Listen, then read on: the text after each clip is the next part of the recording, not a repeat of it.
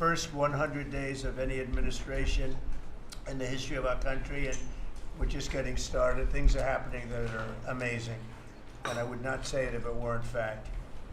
In a few short weeks, we've achieved the most secure border in American history by far, 99.9%, which is a number that nobody thought was doable.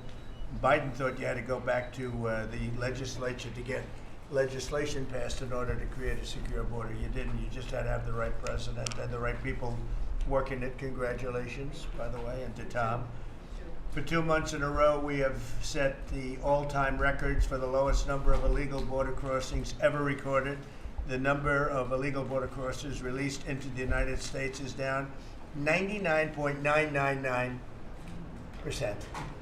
That is usually 100%. So I think it's an amazing tribute, and Christy, congratulations, and Tom and everybody else. It's an amazing job, actually, and it was done very quickly.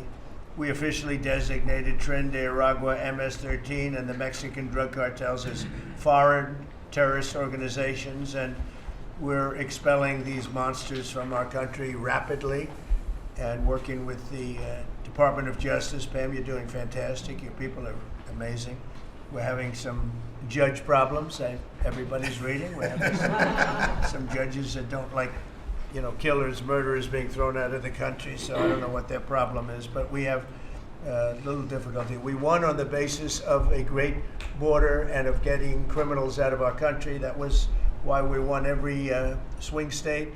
We won by millions of votes. We won everything. Every metric we won by a lot. It was a massive victory, and we won, I think, largely because of this issue. I put this issue as #1 issue, and they don't want us to do what we're supposed to do, and I don't think that can be. And I hope the Supreme Court is going to fully understand what's going on.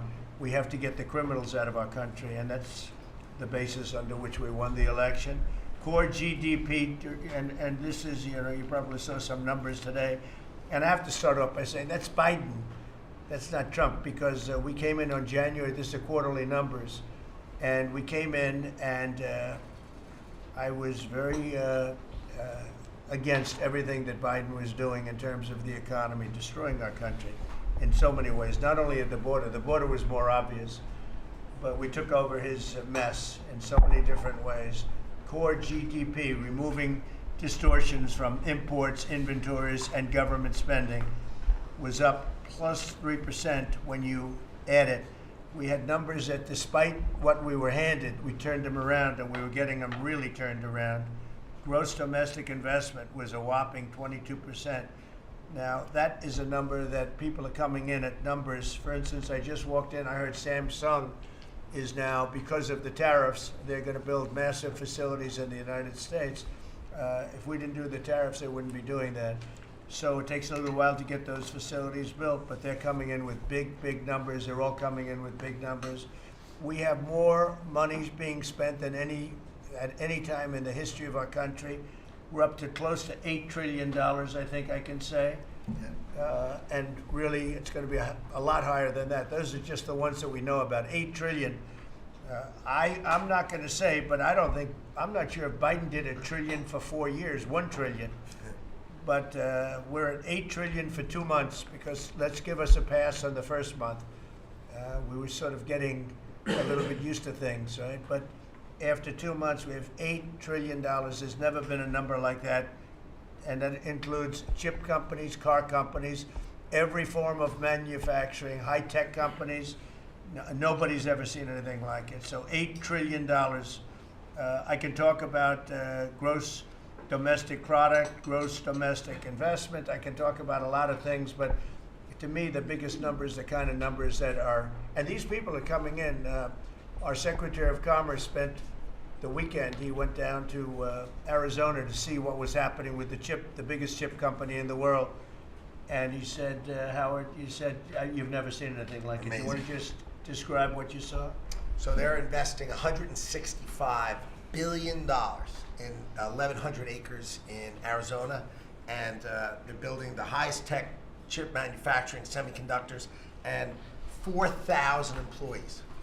American trade craft, right? Technicians doing every kind of work. The classic foundation of America, is building it. They had 14,000 people. They're expecting 40,000 people to build the rest of their plants and to employ 20,000 people for the rest of the time. And This you is never all s- driven. You never saw a site like that. And this is all driven by your tariff policies. No chance this be happening without you. It's going to be about 40% of the chip market from that one section, and this is the biggest chip maker. They have 99% of the market.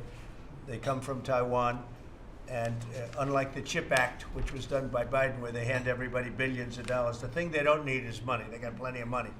What they need is an incentive to come in, and the tariffs, they're building because of the tariffs. If without the tariffs, and I like to say they're building because of November 5th, the election, and the tariffs, but I'm going to be a little more blunt. They're building because of the tariffs, and November 5th gave them the tariffs. So it's amazing when you look. And these are not companies that go out and say, well, we're going to build, we have to go get our financing. Let's go. Like we would, in New York, everybody would look, you'd get a building site, and then you'd look around for money, you'd look around for financing for 6 months, you'd get your financing. You'd build your building, the market would be good, you'd make money, the market would be bad, it wouldn't be so pretty, you'd have to negotiate, blah, blah, blah. This is different. These people have so much money, they don't know what to do. I asked Howard, did they finance it? No, they do it through cash. And they say that site, and they just started, they just announced it like a month ago, and they've already started. He said, I've never seen a site like it so big. So, you're talking about essentially a $50 billion building. Now, if you build a warehouse for $50 million, that's a big warehouse, Scott. But a $50 billion building, that's a lot. They're building the electric, they've become a utility. And I've given them the right to become. They're going to build their own electric, they're going to build their own electricity, which they need tremendous amounts of electricity. They're going to build it themselves. Anything they have left over, they'll hook that into the grid. But the grid is old and they're unreliable and bad things can happen to grids. I said, if you want, you can hook into the grid, but that's a little bit risky. Or you can build your own electricity and become your own utility. And they, I think in all cases, are deciding to do that. So it's very exciting, and we have a lot of things going. We took over on January 20th. These are quarterly reports. We took over on January 20th. The tariffs haven't kicked in yet. I know that, and I don't want this to happen, but I know that China is doing very poorly right now. I just saw some reports coming out, and I don't want that to happen to China. I like the president a lot, President Xi. I don't want it to happen. I was actually saddened to hear it, but they are getting absolutely hammered in China. And, they're sending boats, the biggest boats in the world, carrying cargo like nobody's ever seen before. These are the biggest boats in the world, biggest cargo ships in the world, and they're coming and they're turning around in the Pacific Ocean. They're doing a big U-turn and going back because they don't want the goods because 145% tariff. But at a certain point, I hope we're going to make a deal with China. We're talking to China, but their factories are closing all over China because we're not taking their product. We don't want their product unless they're going to be fair with us. And that includes intellectual property and other things. There are a lot of things far beyond just buy, sell. So we'll see what happens. But, I was not, because somebody said, well, were you happy? I said, I am not happy. I want China to do well. I want every country to do well. But they have to treat us fairly also. So with that, I think we're going to maybe go around, and we have some letters where the secretaries and people around the table are making statements about how they're doing and what's happening. And I could start with Pete on the left because he's my least controversial person at the table. No, they don't know how good he is. So we'll go around the table and you can hear it. And these are cabinet meetings where they're very open and transparent. And I can guarantee you Biden didn't do this. He didn't do this. Go ahead, Pete. Well, Mr. President, I think we're controversial because we're over the target. And like so many things, Mr. President, you inherited a demoralized military that couldn't recruit, that was perceived as weak after what happened in Afghanistan and elsewhere because of Joe Biden. And what we have seen since your election and the inauguration has been nothing short of a recruiting renaissance. It's true. Decades, it hasn't been decades since we've seen this kind of recruiting in the Army, the Navy, the Marine Corps, the Air Force. The men and women of America want to join the United States military led by President Donald Trump. And the police, by the way. Absolutely. And fire.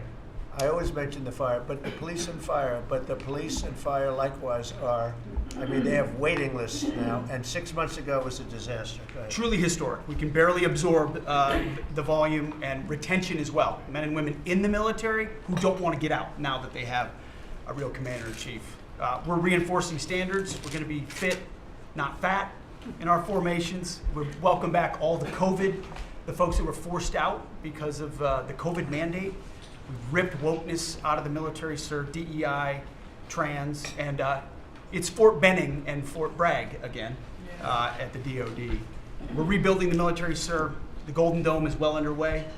F-47, reassuring allies and deterring enemies. We found nearly $6 billion in DOGE savings that we're going to reinvest, including $50 billion from the Biden administration focused on things like climate that have nothing to do with lethality and warfighting. And we will have, as you said, sir, the first $1 trillion budget that we plan to spend wisely on behalf of our warfighters. From day one, sir, we've helped get 100% operational control of the border, coming alongside DHS and CBP. Right. We've got 11,000 troops on the border who now, because of the new national defense area, sir, can help detain illegals at the border and hand them over to CBP. It used to be if you saw camouflage on the border, they could hold binoculars, and that's it. Now we can detain and assist, and we're going to get 100% operational control of that border. Our NATO allies know they have to step up. The Houthis in the Middle East are feeling the weight of American power, and we're deterring communist China. So because of your leadership, sir, I believe we're making the military great again. And I thank you. Thank you very much. Thank you. Howard? So I have the pleasure of running the Investment Accelerator, which gets to recruit these companies. And you've never seen anything like the companies committed to building in America.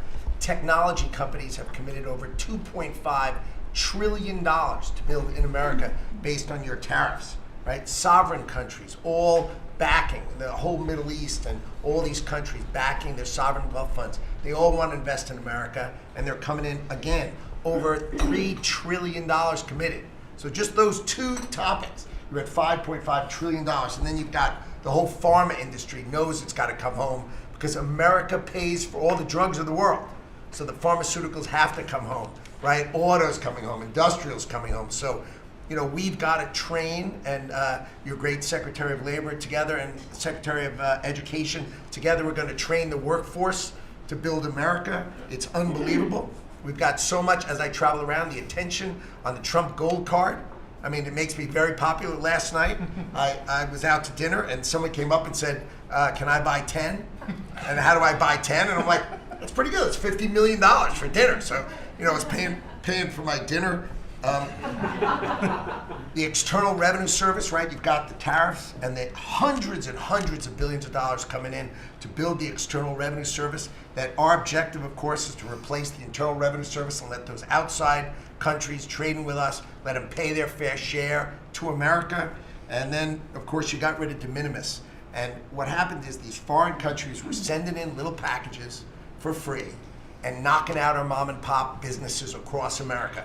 You put an end to it, and you're going to rebuild the mom and pop and the small business of America. You're their president, and I'm proud to support you. It's very important. De minimis. It's a big deal. It's a big scam going on against our country, against really small businesses, and we put an end to it. Mr. President. So, CAFE standards, we have the fuel economy standards on vehicles that are going to go to 50 miles per gallon. We are going to rewrite those standards, bring it down to something that's far more reasonable. Elon's fine with that, I hope. But it's going to drive down. It's going to drive down the price of a car in America, making cars more affordable for families. Also, Biden had the social cost of credit when we build infrastructure, roads and bridges, adding 3 to 5% on infrastructure costs. We've gotten rid of the social cost of carbon, driving down the cost to build roads and bridges across the country. We have what is called follow the law.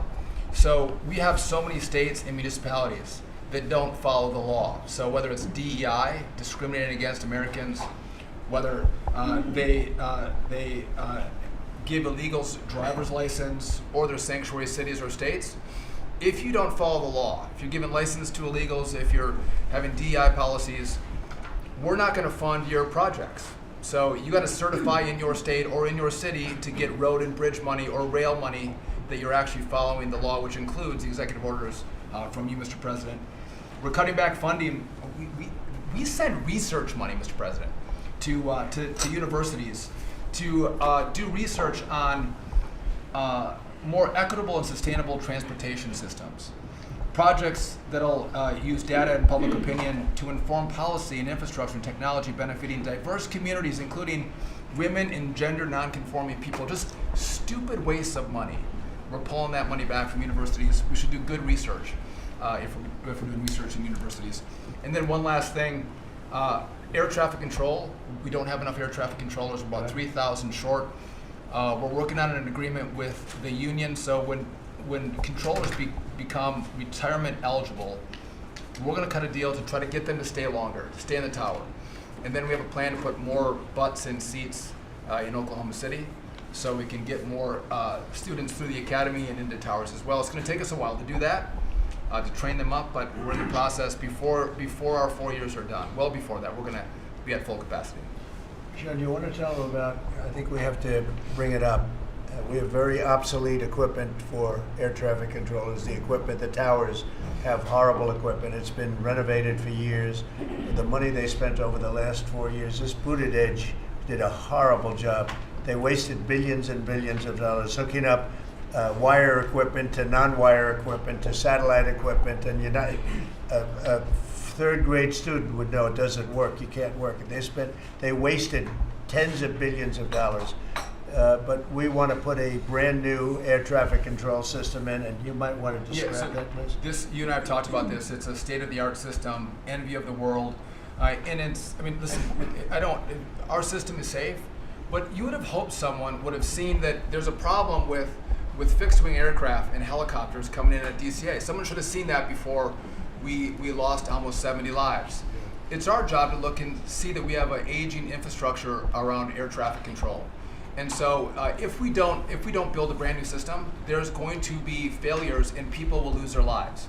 And so we need the help of Congress to help fund this, but it's going to be all brand new. And after you build a brand new system, we have the bedrock and the foundation to actually build on top of it. But no one has done this, Mr. President. There's Band-Aid fixes that have happened over the course of 20 years. You can't have a Band-Aid fix. It doesn't get done. It has to be brand new. The technology, it looks like it's out of a 1980s movie. Old computers, floppy disks. We're using copper wires, not fiber.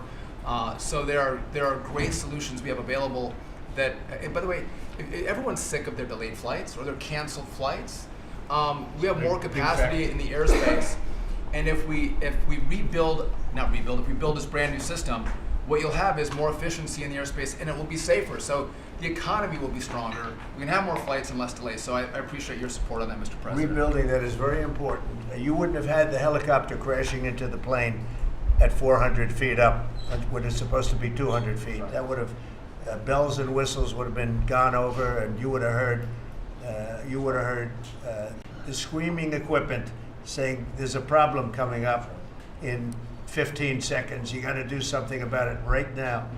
And it would have also sent the word right into the helicopter, because I guess you'll be doing the full report on that. But it was pretty obvious what happened. Right. And they were supposed to be at 200 feet. They were at 400 feet, and a terrible thing. And that wouldn't have happened if we had the right equipment. If we had the right equipment, you would have heard bells and whistles going off, and it would have alerted them long before that would have happened. 2 minutes before, it would have had a lot of time. So we have to do this. We have no choice, and we're going to do it. We're going to be very proud of it. They did old equipment in new equipment, and you can't hook in old equipment to new equipment because it's different. Some is satellite and some is ground. The satellite doesn't work. This man would know that better than anybody, but you can't hook up a satellite system to a ground wired system. And if you do, you're wasting a lot of money. They spent billions. This is Buttigieg. They spent billions and billions of dollars trying to patch a system together. They had hundreds of different contractors, and the contractors were all fighting with each other. We're going to have one great big contractor, like the Great Big Beautiful Bill, which is going along very well. I guess I like Great Big Beautiful, but we're going to have one Great Big Beautiful contractor, whether it's maybe Raytheon, maybe IBM, maybe it could be any one of 4 or 5 different groups, but you put one in charge. They're very big, very powerful monetarily, and they give you a guarantee, and they hook up everything. They do every single thing. So they're responsible for the digging of the ditches and the fiber and every single element. And it's one system that's hooked in. It's not all these hodgepodge systems that don't work together, and it's just a shame. I mean, it's basic construction, but it's complex stuff, and there are a few companies that do it unbelievably well, and we're going to have that. So, good job, Sean. I know that's your big project. And Mr. President, no one has done it because it is complex. It's hard to do because as you're building a brand new system, you have planes taking off and landing, and so because it's complex, no one has done it, and you've given the directive and the support to make this happen. So thank you. Ours is going to be an all-new system. It's going to all hook up. It's going to be the same tower is going to have the same equipment, and all towers all over the country, all over the world actually, mostly, are going to be hooked in together. And when there's a problem, when planes are too close, you will hear a sound that's very ear-shattering, and I've heard it, and it's amazing. I mean, honestly, it's amazing. It's real genius stuff, and we didn't do that. What we did was just waste money. You could have just thrown it right out the window. What they did in this last 4 years was disgraceful. Whether it was the border or this, you can name 100 different things. The worst administration ever. Okay. Thank you, Mr. President. Thank you. Mr. President. Secretary, thank you. Yeah, Mr. President, thank you. And I think one of the things that I want people to understand about the VA is we're part of the national security interest you have, and you've laid the groundwork for that. It's leadership and making sure that with the Secretary of Defense and myself, we take care of veterans on 2 ends. One when they come in and one when they serve and they've earned the benefits that we have. And one of the things is if we're not doing our job on our end, then the recruitment and all goes down on the other end because we have a full spectrum. That's what leadership is about. What we found, and speaking the last 4 years, is we found an administration that wanted to throw money and people at problems, but they didn't want to put leadership in. They just put money and people at it, and we saw wait times stay the same. We saw issues of suicide rates, death by suicide, not change. We saw a homelessness issue barely go down. We saw disability claims skyrocket when you took place over 250,000 back dislodged, which we're already bringing down almost 40,000 so far just in the last couple of months. But we've also put back what you, and I was in Congress when this happened, and I was glad to see it. The Mission Act is back front and center at the VA. We're actually doing community care. We're actually giving the veteran the choice that they've earned and they've deserved, whether they can get their VA care inside our facilities or in the community. It's their choice. It's VA care. We're going to give them the highest quality care wherever they want to go. Also, we're expanding out options for treatments and others for those that are new. We're experimenting and looking at new counseling ideas, all new drug techniques that we can help with PTSD, TBI, the things that are affecting our veterans right now. But also, we've taken the leadership to take people and bring them back into work where they're actually communicating. They're back in our offices. We put thousands of people back in. We're processing more claims daily than we were in the last little bit, hit 1 million before has ever happened, and we're actually bringing it down. And I've actually taken our deputy secretary, and he is actually handling a strike force now to bring down that disability claim, plus our regular work that we're having done. We've also taken almost $300+ million and taken it out of contracts that we've all heard about so far. We were doing contracts for meeting notes and PowerPoints, and if our folks didn't know how to do meeting notes and PowerPoint, go online and learn yourself. We're not going to pay for it anymore. And we took $360 million and put it back into community care and also our health records management system that we have. We've opened 6 new facilities just in the last little bit so all the media who wants to talk about how we're hurting healthcare, we just opened 6 new facilities. By the way, thank you, you're welcome. As we go from that, we continue. We've also took $11.6 billion in ceiling values of contracts and terminated that we did not need, resulting in significant cost avoidance for the future, but also still maintaining the ability to take care of our patients and also our disability benefits. We've also gotten unity again. We did away with $14 million in DEI spending. We've ended gender dysphoria treatments. We phased that out. All directed, the savings from that go to paralyzed veterans and amputees. We've also continued to work toward, as you've, in anti-Semitism and also anti-Christian bias that we saw. The biggest thing though, Mr. President, I wanted to state, is you told me when you said for me to take this job, you said take care of my veterans. Well, we've done something in taking that step forward. The veteran is back first at the VA. The VA is not about itself anymore. We're not a self-feeding animal. It's about a service organization that takes care of one of the best we have, and that's our veterans. And that, Mr. President, we're just getting started. Thank you, Doug. How are you doing with the suicide rates? We're getting, it's tough, Mr. President. That's something that we're looking at.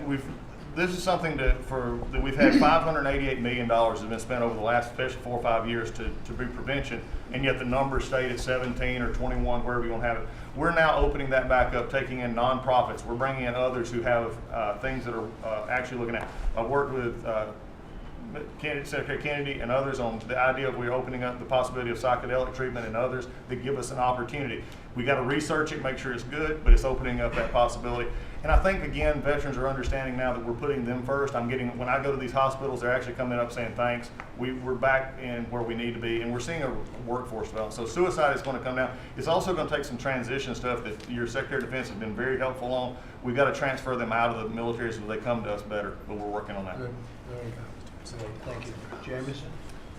Mr. President, it may come as a surprise, but this has been the busiest 100 days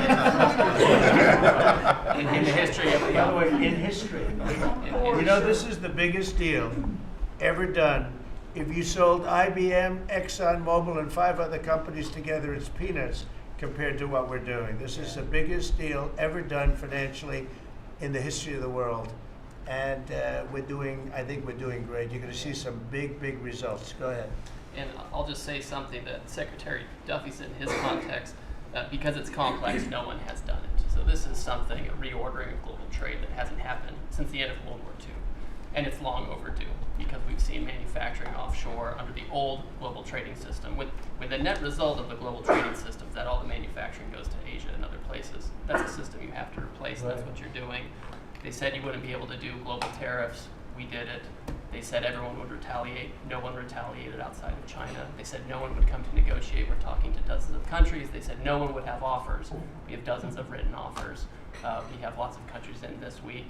This is like a break for me to come. You have the list. You have the list that showed me with all the countries that want to negotiate. Sure. They all So want to this is- negotiate. They want to make a deal. don't zoom in on this.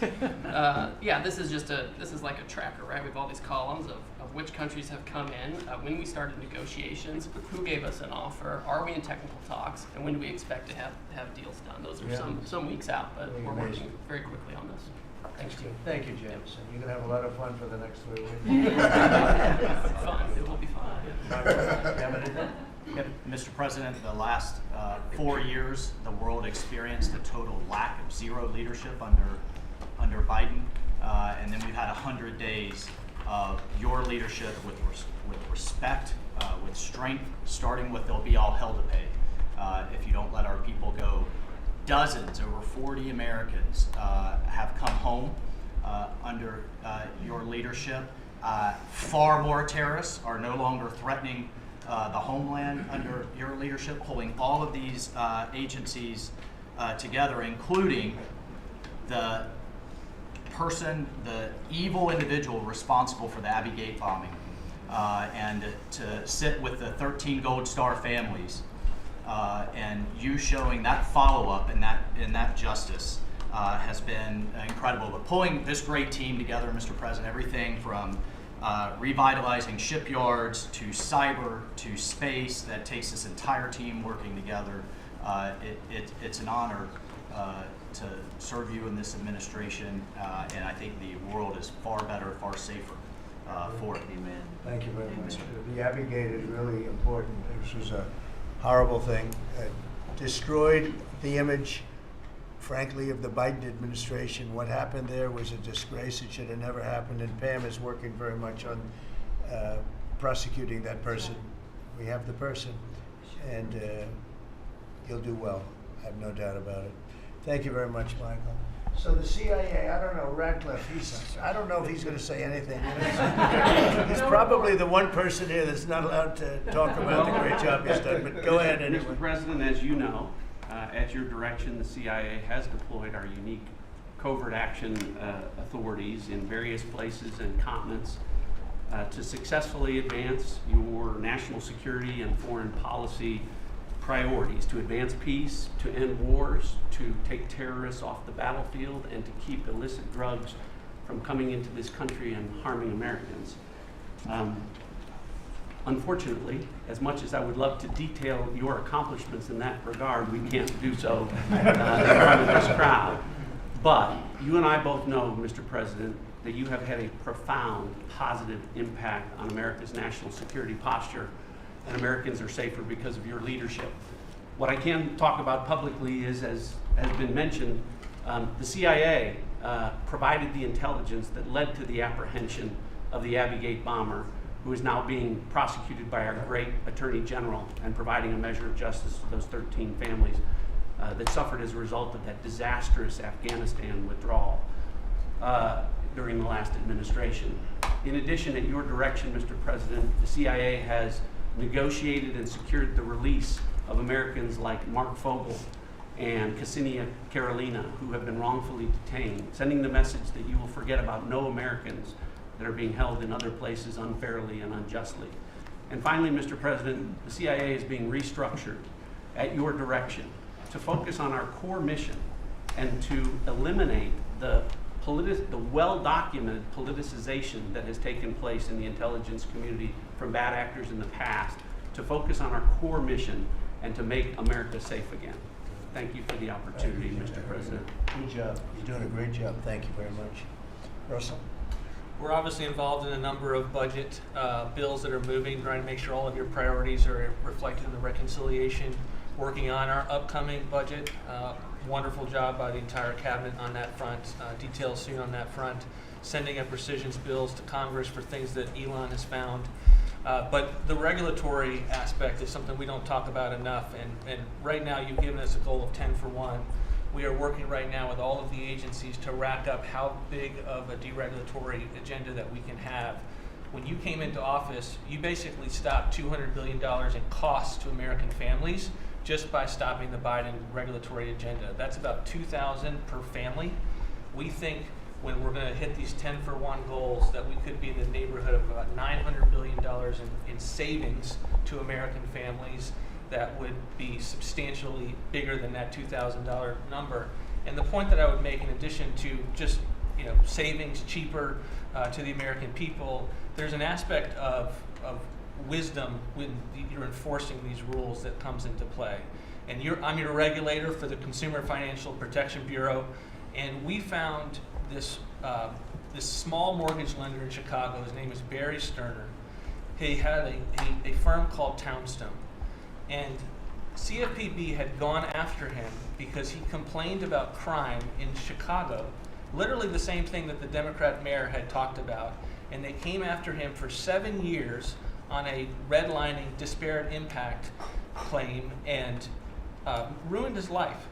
We overturned that. We apologized on your behalf to that individual, and we basically, without having to go through notice and comment, we ended the policy that set that in motion. And so that's happening across these agencies with how they are using their enforcement discretion, and it will only continue based on the stonewall of backing that you've given us to make these hard calls. I don't think they're actually that hard, but no one's done it to this point, and we were able to go forward and do that because of the backing that you've given us.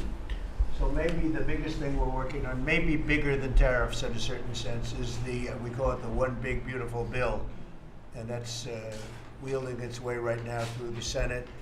And John Thune has been actually amazing. And the Speaker has been so great, Congress. Mike Johnson has been really two guys that they get along great, and it's just been a beautiful, unified attack, really, because we have to attack because the Democrats are trying to stop it at every turn. It would mean a 58% tax hike if they were successful, and lots of other bad things beyond the tax hike. But with us, it'll be the biggest tax cut in American history. How are we doing with the bill? We're doing great. We're day in, day out, hour by hour negotiations to make sure your stuff is in there, and to make sure we have the border resources, the defense resources, and to save the American people some tax money and make sure all those tax cuts that you ran on are in there that help get people back into the workforce. And I think we're making a ton of progress. I think we're doing well. Like I said, the biggest tax cut in the history of our country. And it would be the biggest tax increase if the Democrats are successful. They're the only people I've ever seen running for office where they want to increase taxes, but this would be a 58, maybe a 60% tax increase, unsustainable for the American people. Thank you very much. Great job. Susie, the most powerful woman in the world, they say. I agree with that. I agree. I'll be brief so you can hear from these amazing people. Congratulations to everyone on 100 days. That's been it's unparalleled in my memory and best I can tell ever. But it hasn't been busy for busy's sake. The president's promises made to the American people have been kept time and time and time again. You all have been out there spreading the word with community groups and states and media. It hasn't gone unnoticed, and let's work hard for the next 100 and have equally as much success then. Thank you. And you're doing a great job, Susie. Yeah. I think everybody agrees, right? Yeah.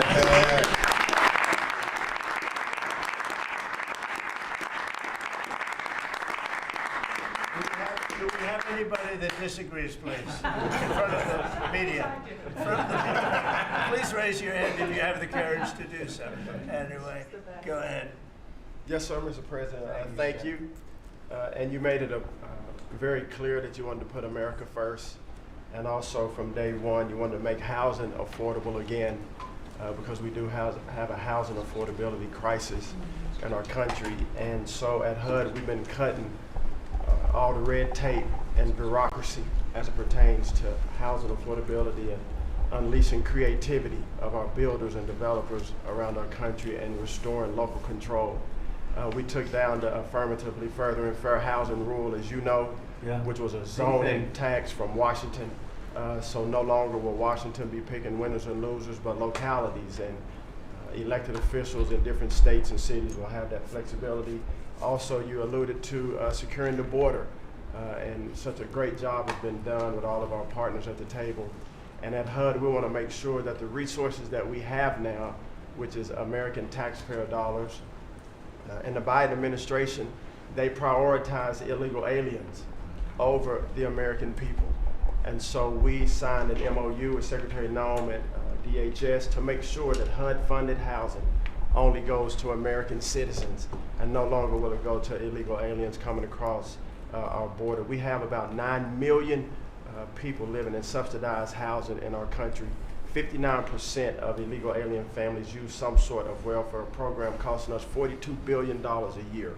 And so we have prioritized American and American people only to live in HUD-funded housing. And also to make housing affordable, we also signed a partnership with Secretary Burgum at DOI to use underutilized federal lands, as you campaigned on and promised, to identify those lands to build affordable housing in our country so that people can realize the American dream. We also restored biological truth, as you did in sports. We have the equal access rule at HUD, which we took that rule down to ensure that at women shelters, that those that enter those shelters would be of the same sex, and that we would protect the ladies of our country. No longer will those that identify as women but are not women be able to enter our shelter, so that we can protect the ladies that we serve. Along with our DOGE task force, we identified over $2 billion in savings at HUD. $260 million at HUD were just in contracts, $4 million were DEI. And so we took those contracts down and de-obligated and sent back $1.9 billion back to the Treasury for the American people. Again, we want to be good stewards over the American taxpayer dollars. And so, Mr. President, thank you for your leadership in this. And we have a tremendous team at HUD, and I'm so grateful to be part of this team around this table to take care of the American people. And I consider it a great honor and humble to do so. Good job. Yes, sir. Thanks. Yes, sir. Appreciate it. Brooke? Well, I'm not sure if anyone's heard, but the price of eggs is down. I know it's news. Listen, sir, today as we celebrate the 100th day, I think that it's just such a joy and an honor to continue to do this work, so thank you for that. We have been obviously very focused on the cost of groceries, specifically eggs led the way, as you have so eloquently discussed over the last few months, and we're holding tight on a very significant decrease, which is great, and investing where we need to there. As I mentioned before the press came in, we have had a massive issue with Mexico on water, getting water to our farmers along the border for decades. When I worked in Texas 25 years ago, we were fighting with the Mexican government over the water then. You got involved about 2 weeks ago. That evening I started conversations, and as of just a few days ago, thanks to Secretary Rubio's great deputy secretary and I have been negotiating, and we hit the best deal, I believe, in history on behalf of our farmers, and thanks to your leadership and your strength on that. And that's a really big deal long term for those farmers in the southern part of the country. On the energy side, I know we've got Secretary Burgum and his partner Secretary Wright, but we often forget that agriculture has a major piece of the energy dominance agenda, not just timber, not just minerals, but biofuels. So we continue to support that great leadership coming from those agencies, and doing hopefully our part as well, and they've been incredible in that. Our farmers have been hurting under the Joe Biden administration. There was a 30% increase in the cost of input, so the cost of doing business for these farmers over those 4 years. When we left the White House the first time 4 years ago, we had a $0 trade deficit with our agriculture products. After 4 years of Biden, that hit $50 billion because they just didn't make an effort. And so obviously that's $50 billion less dollars at a time of very thin profitability for our agriculture community. So the Congress passed because the last administration didn't get a farm bill done either, the farmers were hurting there. So Congress stepped in. I say all that and basically said $10 billion to move out. USDA, fastest in history, that money went out to those farmers that couldn't make plant their crops. And so I'm really proud of that, and you'll hear a lot of that from the farmers today, that this USDA is moving more quickly than any ever before. And we're not organizing money based on the color of skin and other ways, which was how the last administration was moving out.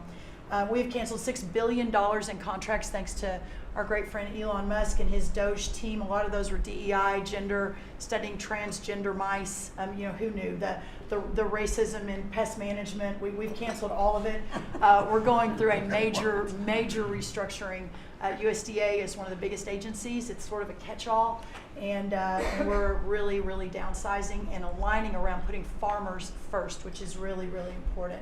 A big part of USDA, though, is food stamps. It is perhaps one of the largest, if not the largest, welfare program, and it's a supplemental nutrition program. Secretary Kennedy and I have been working very closely. We were in Texas yesterday talking about nutrition and agriculture. You can't make America healthy again without your farmers and your ranchers as your partner. So ensuring that our food stamp program and those at the bottom end of the socioeconomic ladder really have access to nutritious foods as we're facing an obesity crisis and a chronic disease crisis, which I'm sure Secretary Kennedy will touch on. And the final thing I'll say is this morning, Secretary Noem and I, together, and I brought a picture because I think this is important and it goes to why we're here. This is a South Dakota ranching family named the Mods. They are a fifth generation ranching family. Charles Mod, in his 30s, bought the ranch from his granddad, I'm going to show the press, when he was 17 years old. Those beautiful children, Lyle and Kennedy, his wife Heather.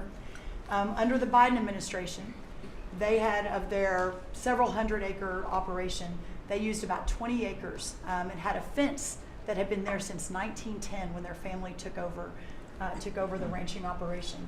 There had never been really any problem that had been brought to their attention. Perhaps there was a minor dispute over, again, 20 acres.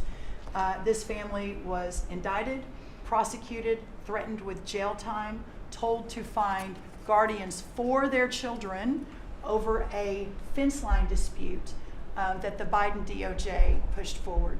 So this morning, on the steps of the U.S. Department of Agriculture with Secretary Noem, who was their governor, as the governor of South Dakota, which is where these great people are from, all criminal charges were dropped, and really appreciate the Department of Justice. It was a really big day as we sent the signal that the over-criminalization and using government, and you know this better than anyone because you were in the crosshairs for so long, that those days are over and the regulation through prosecution is no more. And so this family is one of many that we'll now be talking to ensure that never happens again. Thank you. Thank very much. you. Great job.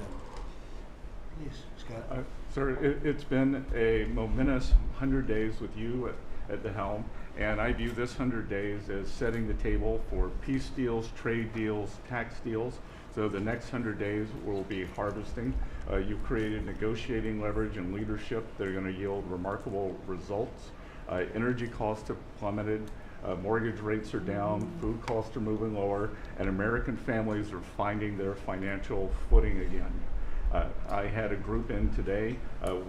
America, under your leadership, is on the verge of becoming an AI superpower, that our economy had become barbelled.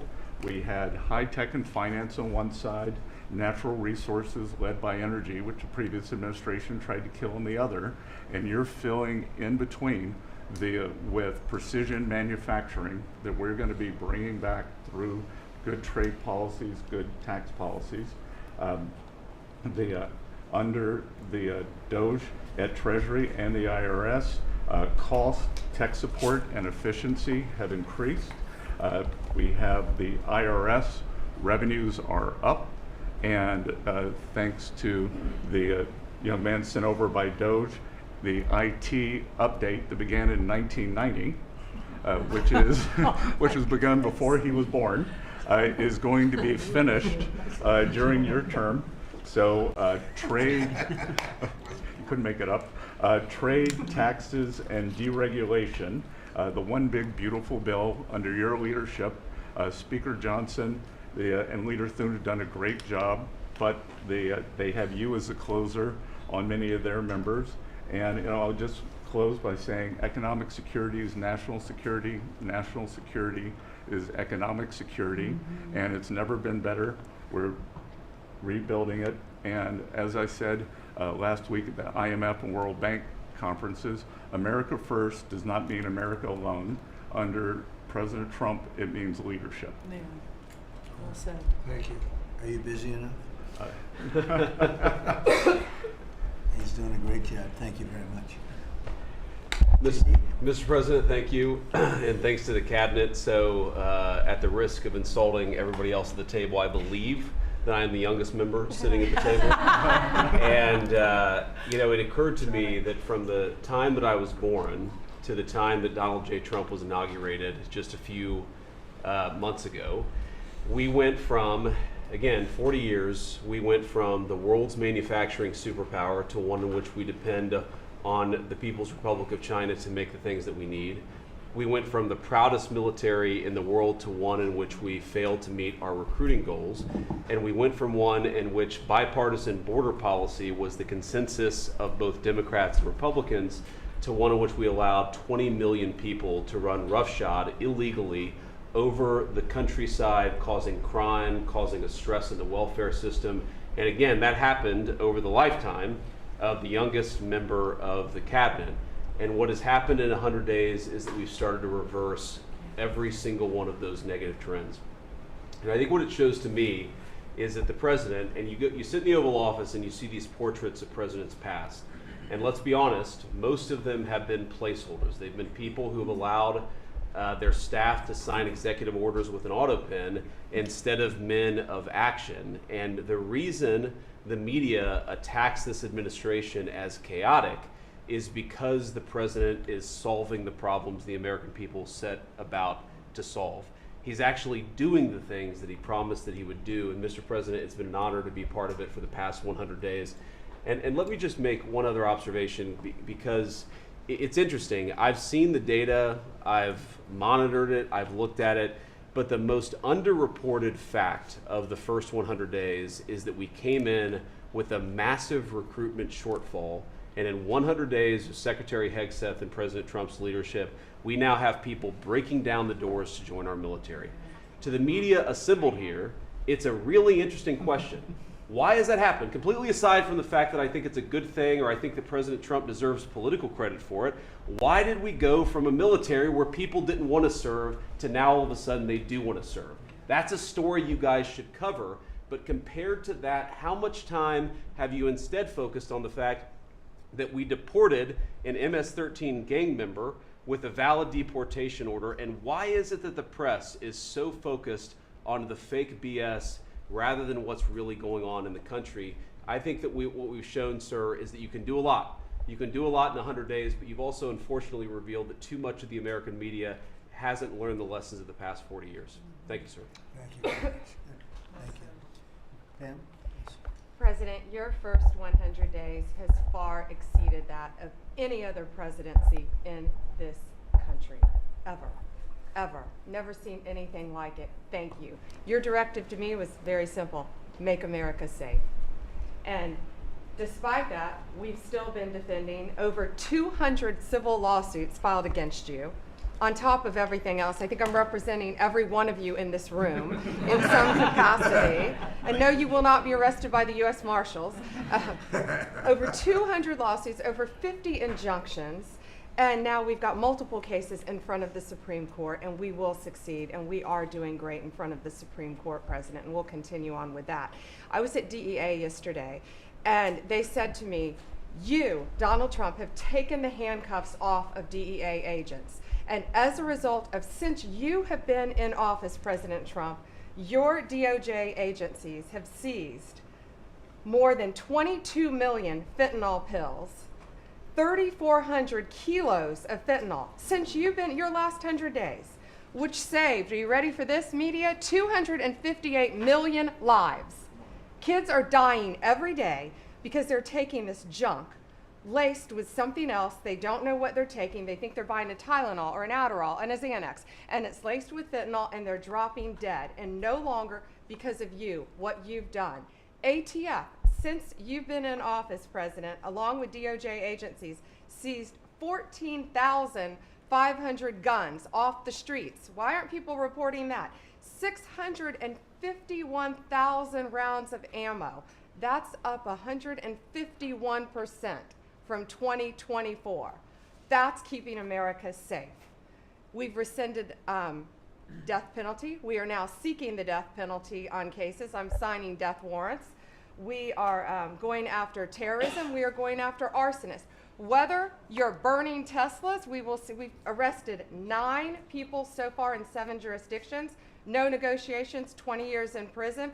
Or you're burning down the governor's mansion in Pennsylvania. We will be there to protect you. And I've been talking to Governor Shapiro, and he greatly appreciated you reaching out as well. ISIS terrorist, we got one in New York, right around the corner. We got an ISIS terrorist in New York.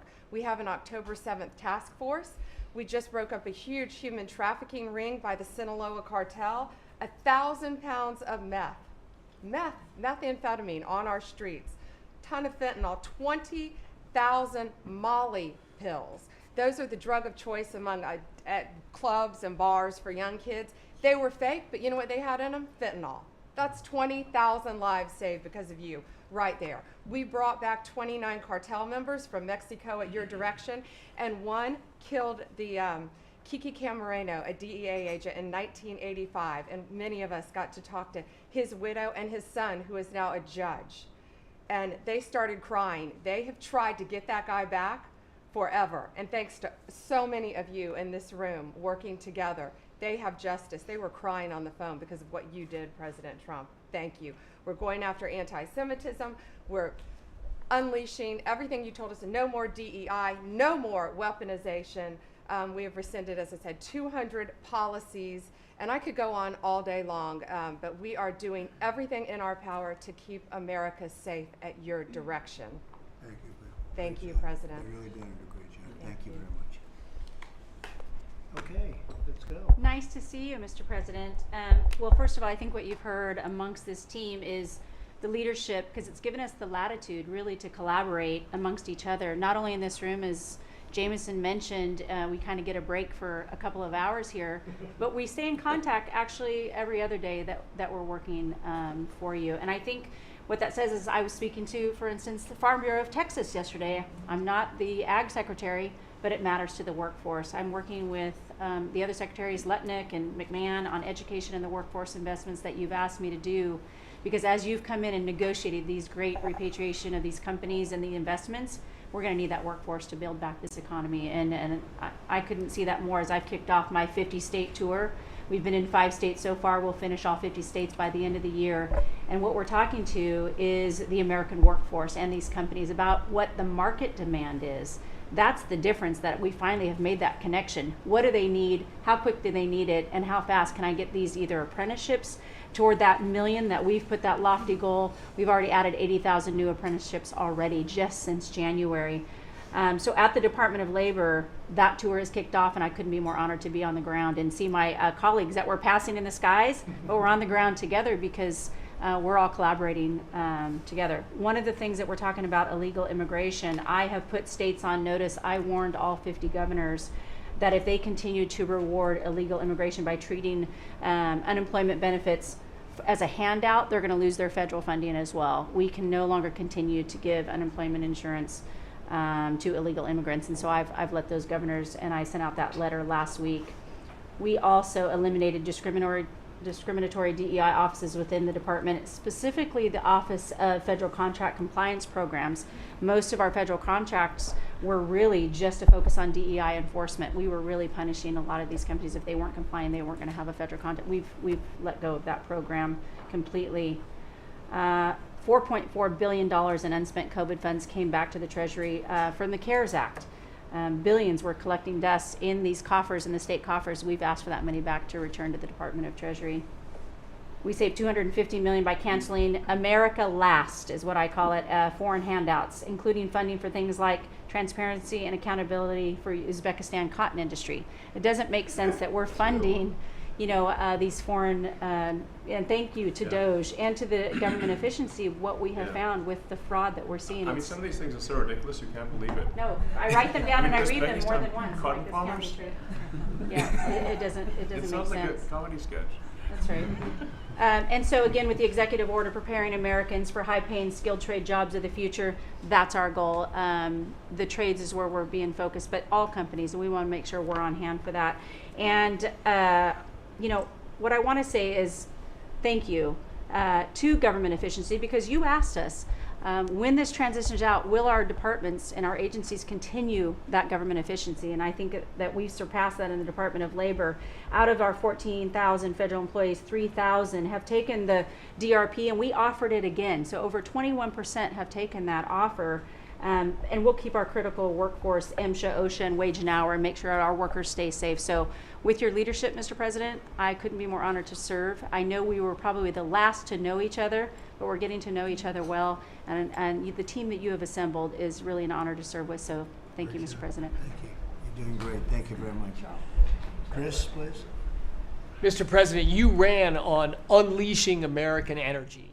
And 100 days have shown the tremendous impacts that can arise from the unleashing you have enabled. I'll just hit a few highlights. Number one, oil, gasoline, and diesel prices are the lowest they've been in years. How does that happen in 100 days? That's a messaging. Your message that we're pro-energy. We're not against energy, we're for it. That sends a message to the marketplace that supply is easier to grow now and supply will be coming. And that's already led to tremendous savings for American consumers across the country. And we need not only more affordable energy, but we need a lot more energy. One highlight I think a couple of us have touched on is AI. This is a new emerging critical industry that's very energy intensive. It is not acceptable for the United States to not be the leader in AI. We must win the AI race and lead in that, and that's going to take a lot more energy. If you had not won election, we would not have won the AI race. Full stop. Energy would not have been there to enable us to win. Reshoring of manufacturing. These trillions of dollars you led off with, it's going to come back to our country to make chips, to make steel, to make automobiles, to make artificial intelligence, to make all of these industries we've outsourced. That's only going to be possible with way more American energy. But we have that energy. We have those resources, we have those businesses, we have those capitalists. We just need to stop standing in the way of them and follow the lead you've set, which is to enable them, not to subsidize them, not to help them, to enable them to invest American money and create American jobs here.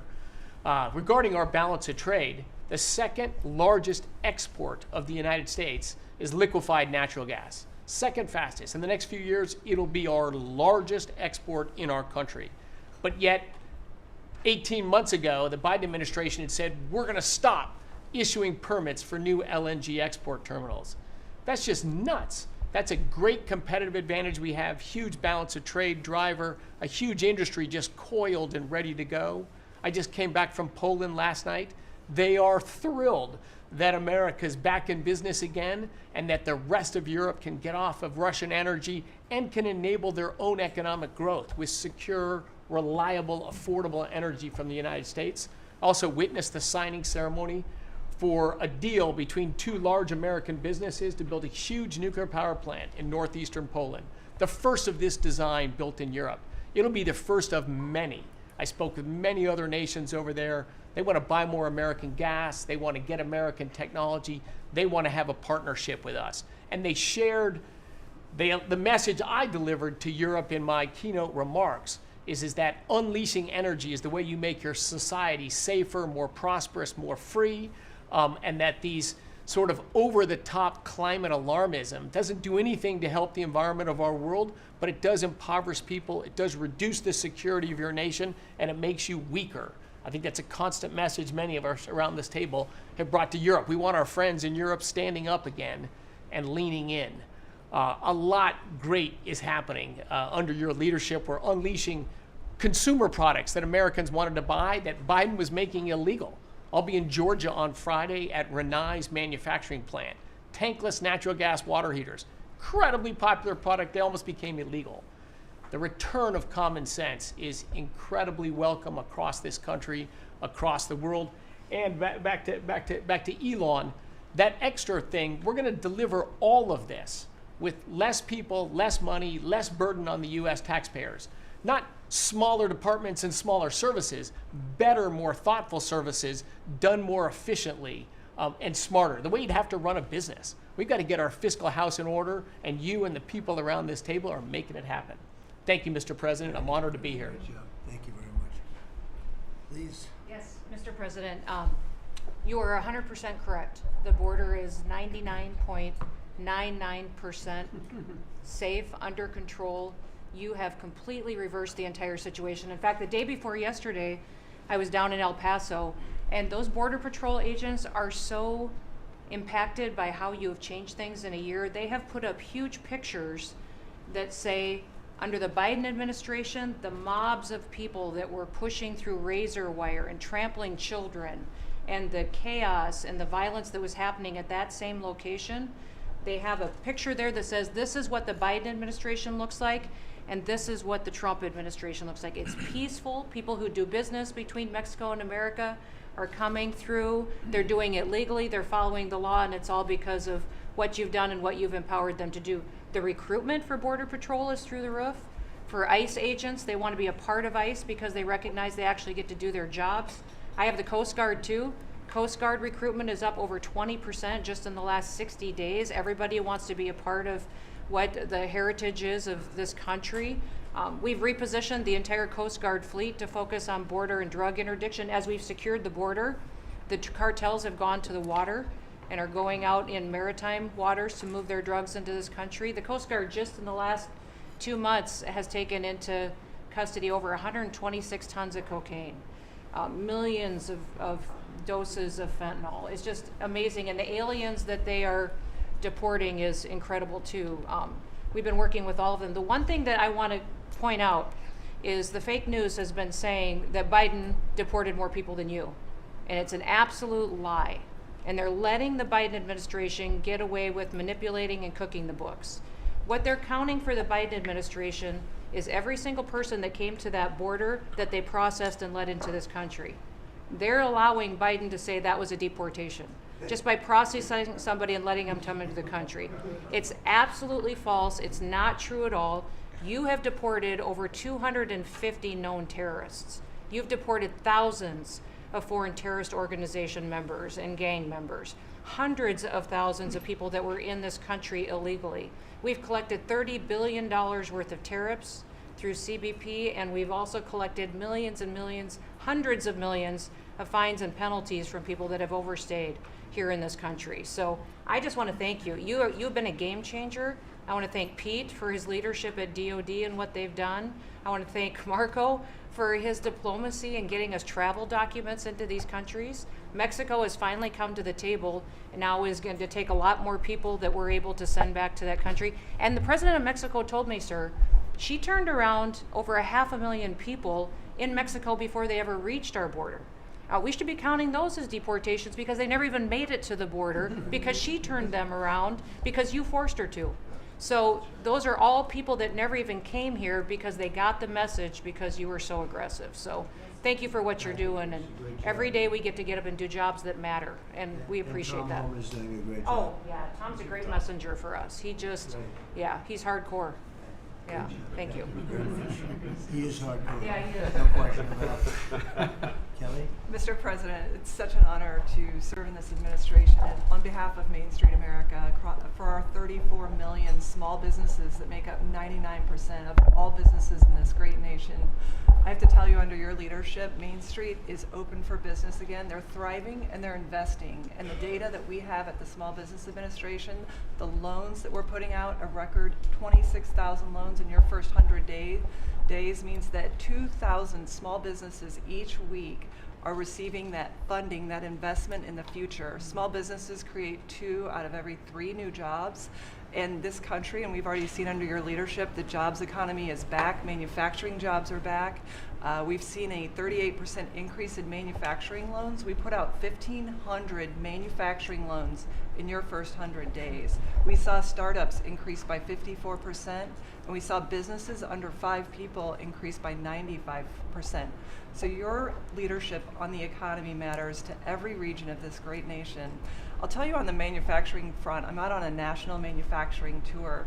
We've met with 250 manufacturers, and as I walk through the factory floors, they all ask me to thank you for fighting for their jobs, for these industries, and for the people who are creating things from pharmaceuticals to aerospace, to food, and all these essentials that this nation needs to be independent and strong.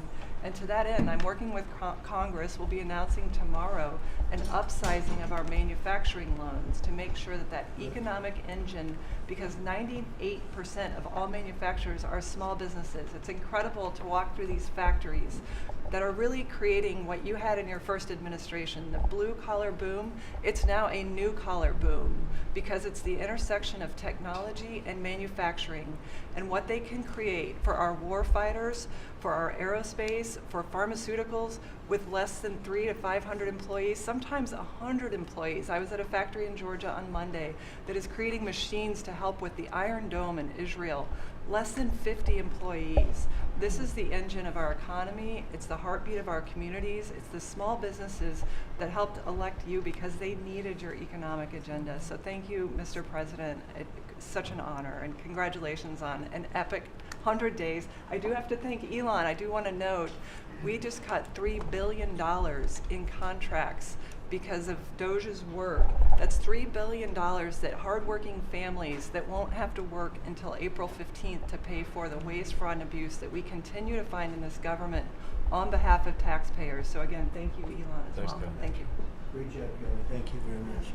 Elon, I love the double hat, by the way. Yeah, thank you. He's the only one that can do that. You don't get away with it. Well, Mr. President, you know, they say I wear a lot of hats. And as you can see, it's true. Even my hat has a hat.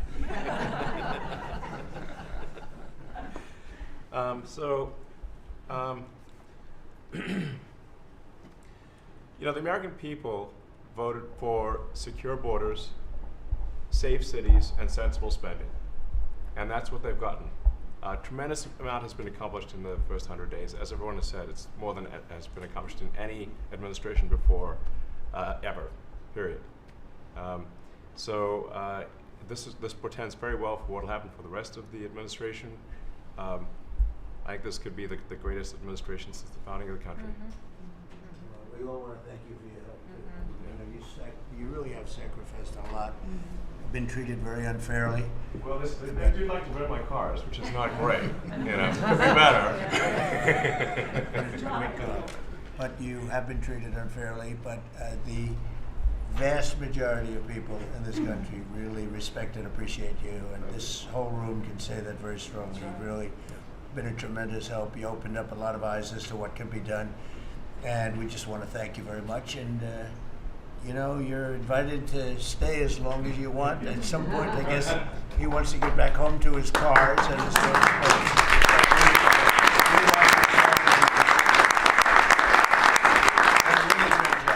You've done an incredible job. $150 billion. Think of this. Yeah. 160 now. Yeah, 160. And they said, oh, it could have been more. And a lot of stuff is being worked on. That number could be doubled and even tripled. A lot of things are being worked on that we don't count yet because it's not quite there. But you've done a fantastic job, and we appreciate it very much, Elon. You know Thank that. you. And it's also an honor to work with your incredible cabinet. I just like to say thank you, everyone, for your, it's great to work with you. Thank you very much. Thank you. Mr. President, congratulations on this truly historic first 100 days of your administration, really only made possible by your focused leadership on delivering the mandate the American people gave you. You've empowered all of us to deliver that mandate, and I'm grateful to have the privilege of leading the intelligence community towards ending the weaponization, politicization of the intelligence community that's gone on for far too long. And building out what is truly a lean and agile and effective intelligence community that is helping you deliver that promise to the American people of safety, security, and freedom. So, Mr. President, I'd like to highlight just 3 of the areas where we are helping to support your leadership and your work in making America safe again and bringing about these changes. First of all, because of your designation of cartels as foreign terrorist organizations, I took immediate action with our National Counterterrorism Center to prioritize their focus on those terrorists and gang members who are trying to enter our country through legal or illegal means, and to seek out those who already are here in our country because of the Biden administration's 4 years of open borders. We've been working very closely with your great Attorney General's team at the DEA to get these known cartels into our systems, to be able to stop them at the border, and turning over names to Department of Homeland Security and the FBI to be able to find those who are already here in our country. Just the other day, we found 700 alien terrorists who have ties to MS-13, Tren de Aragua, and the Sinaloa cartel. Just yesterday, our NCTC identified almost 600 individuals with ties to other terrorists who came through our borders illegally, claimed asylum, and under the Biden administration were paroled here within our borders.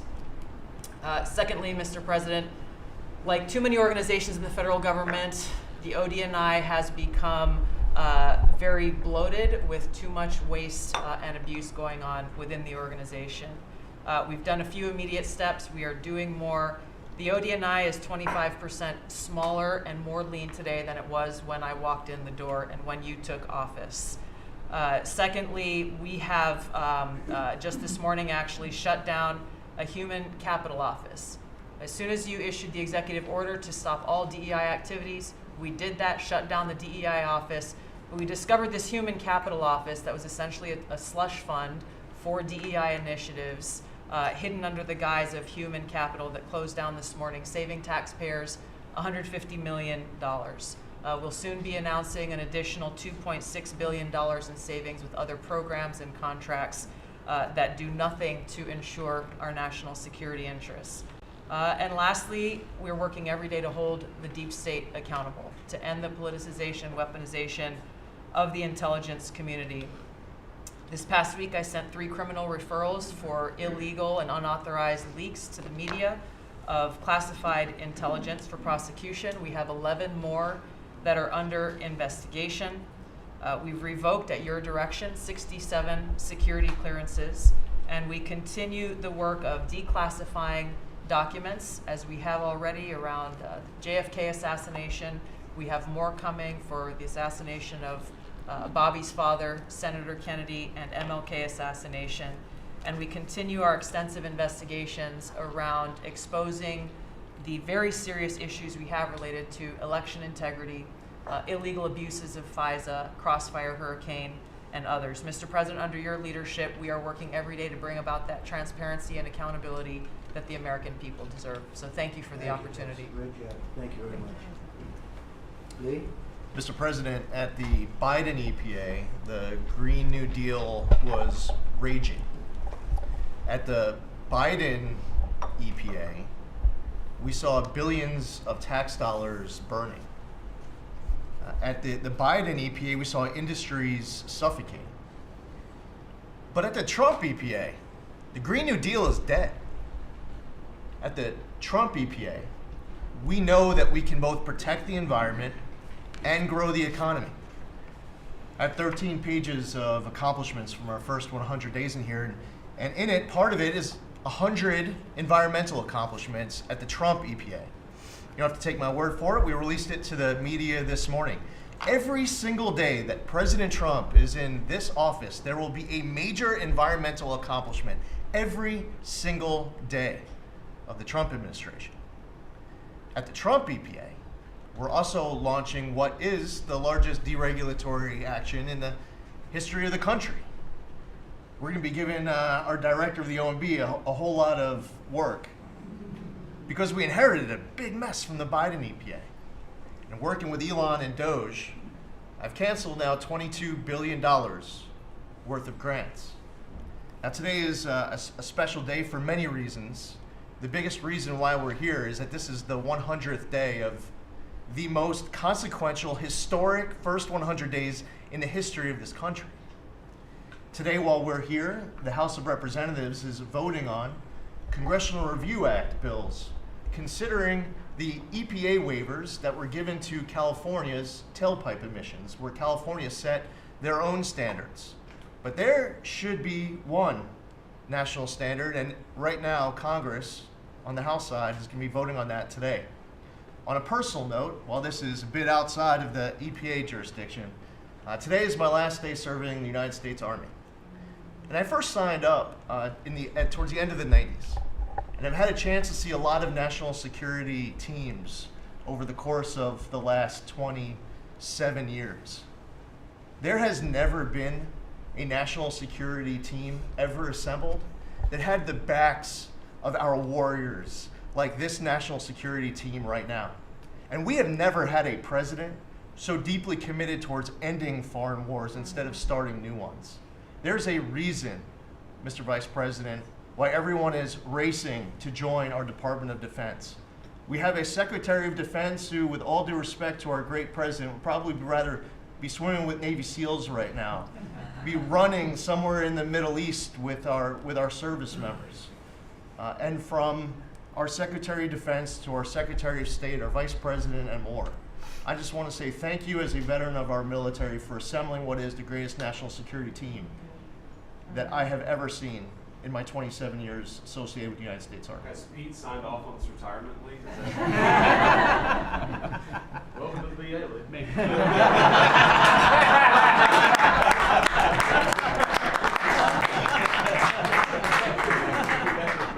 Thank you for your service. Yeah, thank you.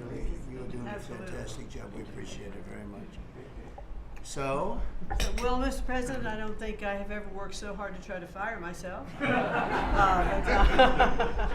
we're certainly making great strides in that. We've reduced the folks over at the Department of Education by about 50% now through our RIF program, and so we've closed a lot of the district offices, consolidated, so there are a lot fewer people working a lot more efficiently in the Department of Education. The commissioners of education in every state, and I was at a meeting with them not too long ago for not only our states but our territories. They are thrilled with the opportunity now to be able to have more control over the education in their states, to get rid of a lot of the red tape and regulation that's kept them from doing what they're doing. So we're seeing, I think, great improvements. We'll see test scores, I believe. It'll take a bit for them to be able to go up, but I think now that they're going to have the opportunity to put in their own programs, we'll see that grow.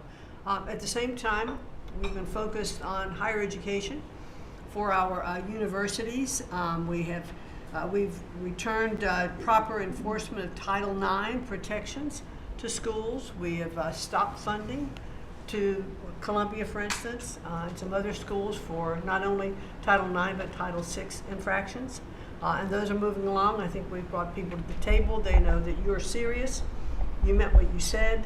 They're going to make changes. They're making their campuses safer again. Anti-Semitism was just out of control in many of our universities. And so some tried to, in fact, Harvard is sued and they're saying that it's, First Amendment infraction. No, this is civil rights, safety on our campuses for our young students, who are there. And with Pam's help and the task force that we formed with HHS, with GSA, with other agencies, we're going to make sure that our campuses are safe. And so there's a lot of good work going on. I think one of the biggest things, you'll be very happy to hear this, Mr. Vogt, that we are putting back into place collecting on our student loans that have been delinquent since March of 2020. Been no effort to recollect on those loans. So as of May 5th, the letter goes out that the loan recollection is beginning again. So for those people who have borrowed money and have not been paying, and that's just not to be punitive. There are many ways that they can go online to understand how they can get back into the right payment structure, because when they're in default, they can't buy a house, they can't buy a car because their credit scores are down. So it's helpful to them as well as to get this money back into the country. I mean, with $60 billion of increased student loan debt since 2020. And in total, we've got almost $1.7 trillion in student debt. So we're gonna start getting it back. And Scott and his team have been incredibly helpful. We appreciate that so very, very much. And so a lot's going on at the department. And what I would really like, as I'm firing myself, I'd like for you to be known as the education president, because of the best in practice systems that we want to put in every state to incorporate AI, so that we are training these new entrepreneurs and business leaders in our country. We can't do it with the infrastructure we have in place today, so we have to be working on that at the same time.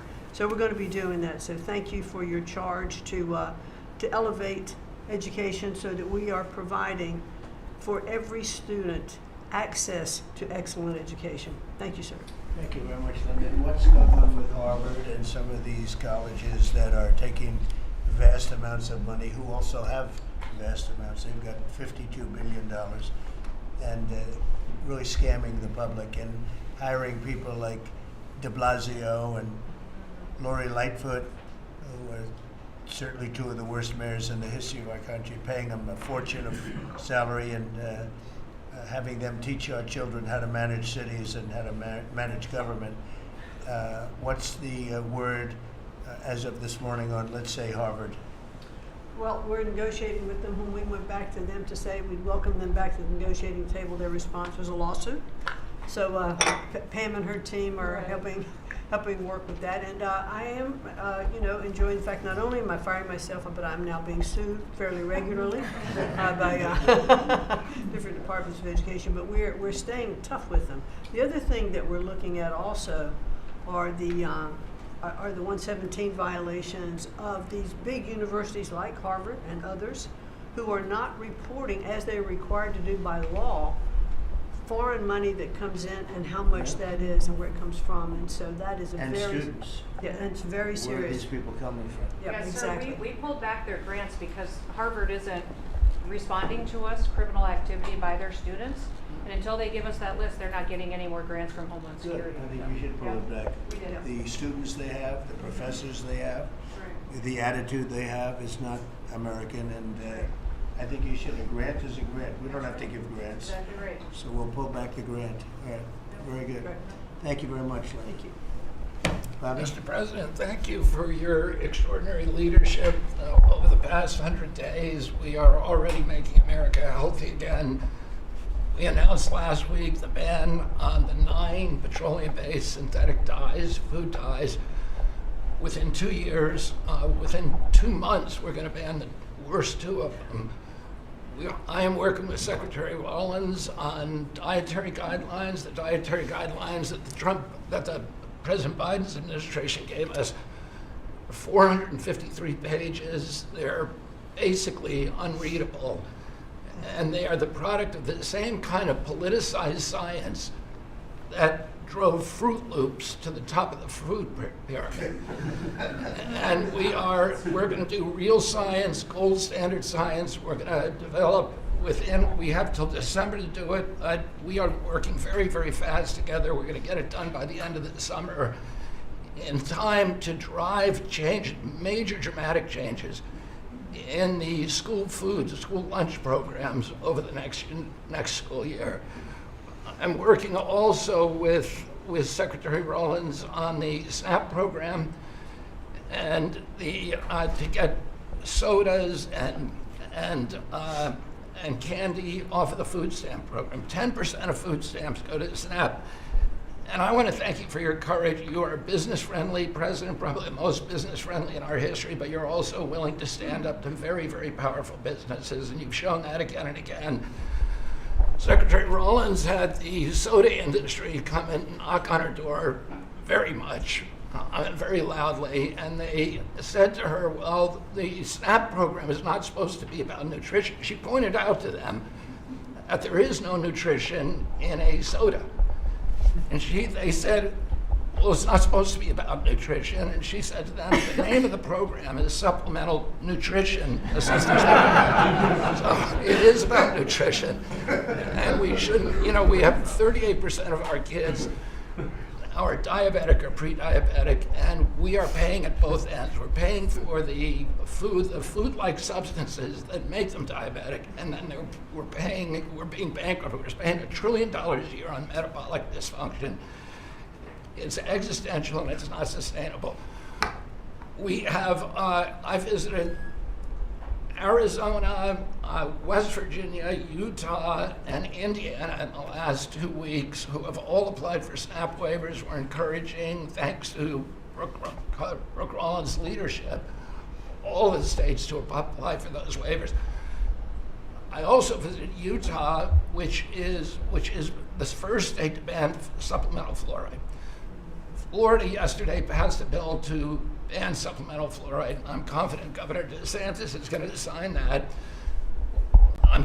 We are working, Lee Zeldin and I are working together to change the federal fluoride regulations, to change the recommendations, and we're looking at the science now.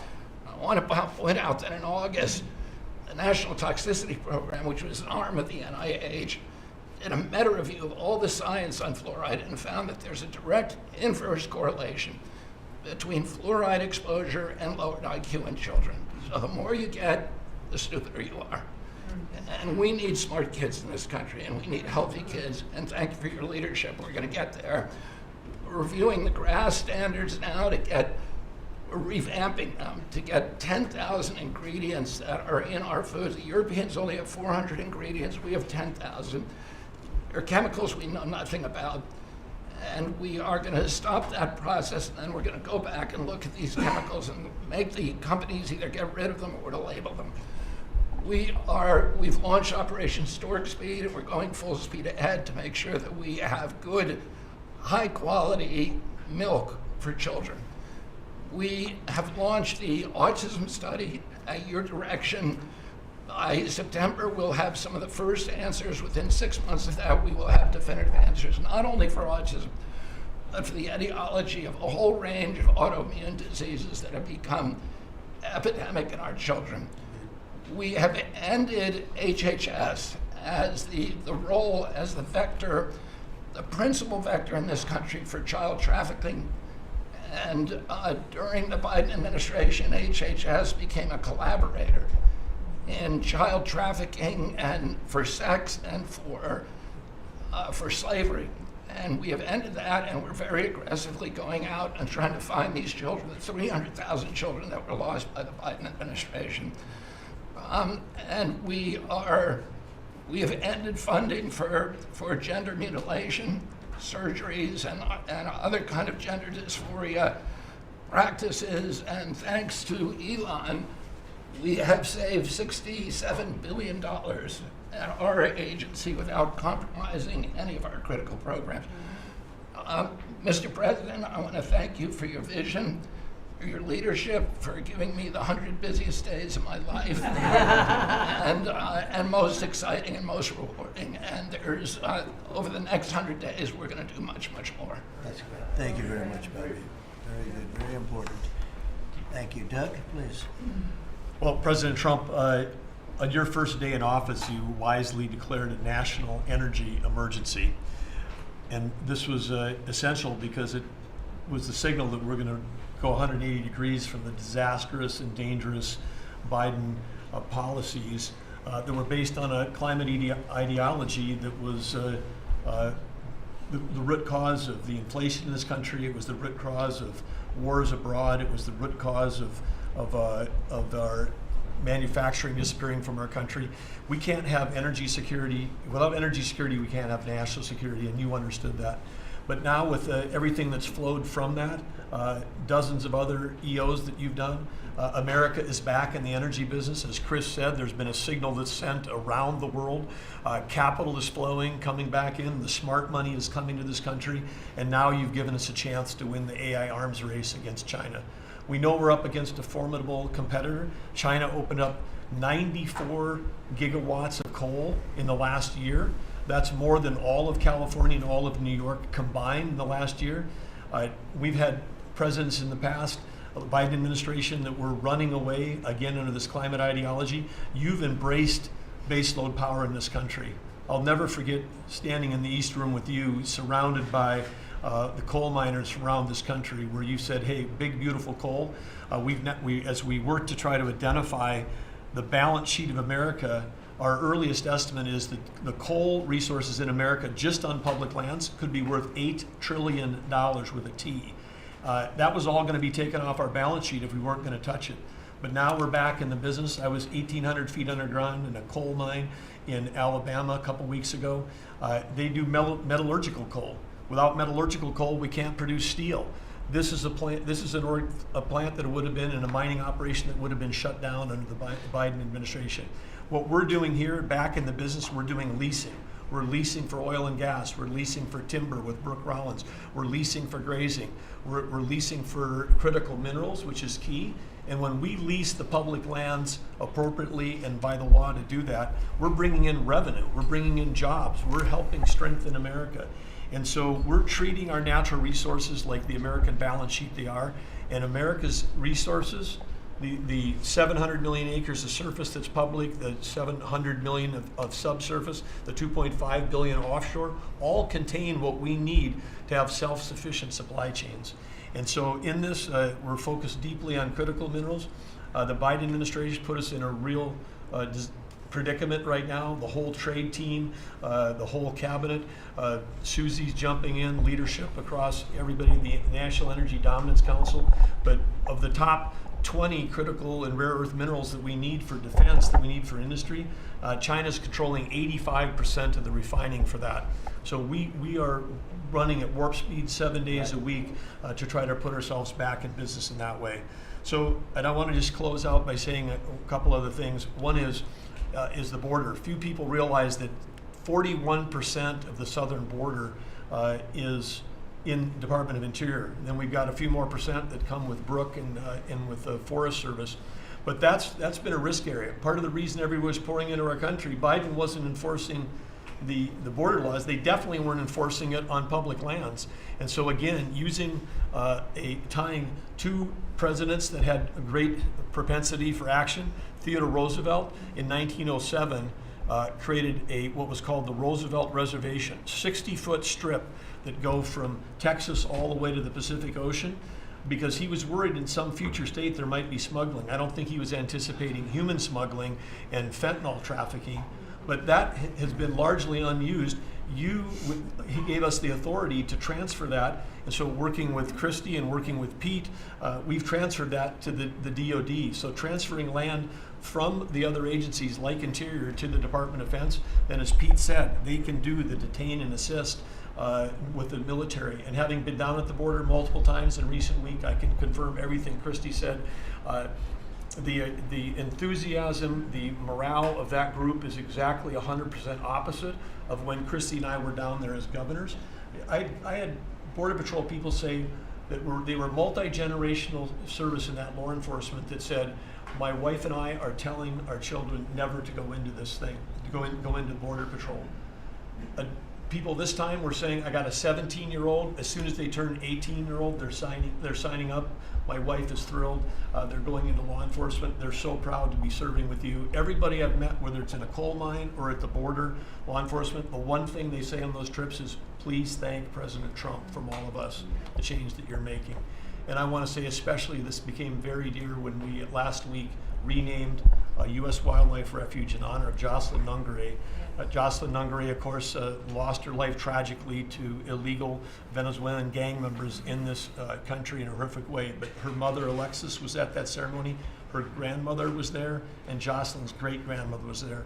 There 3 other generations of that family were there. They all wanted to pass on their thank you to you too, and we've secured her name forever as a sanctuary, and really is saying that every child, every 12-year-old, every child in America should be safe in their own communities, and you've dedicated a beautiful piece on the coast in honor of her. So, President Trump, in your first term, when I had a chance to work with you as governor, you were courageous.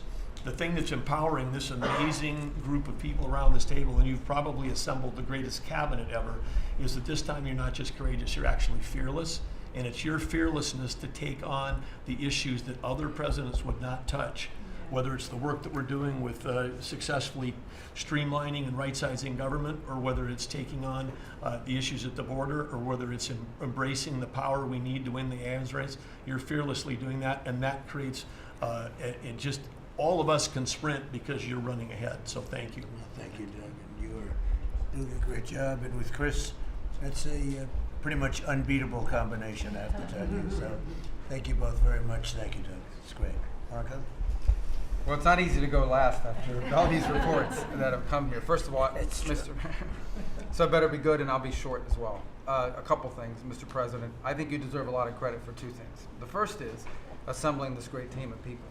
Some of whom I've known for a long time, others who I've gotten to know during this period of time, but putting together a team, not just of talented individuals, but that work well together, is something never going to be reported on in the media or fully seen, but it happens every single day. For the most part, I interact with almost everyone around this table at some level, and because of Secretary Kennedy, I'm afraid to eat anything. So in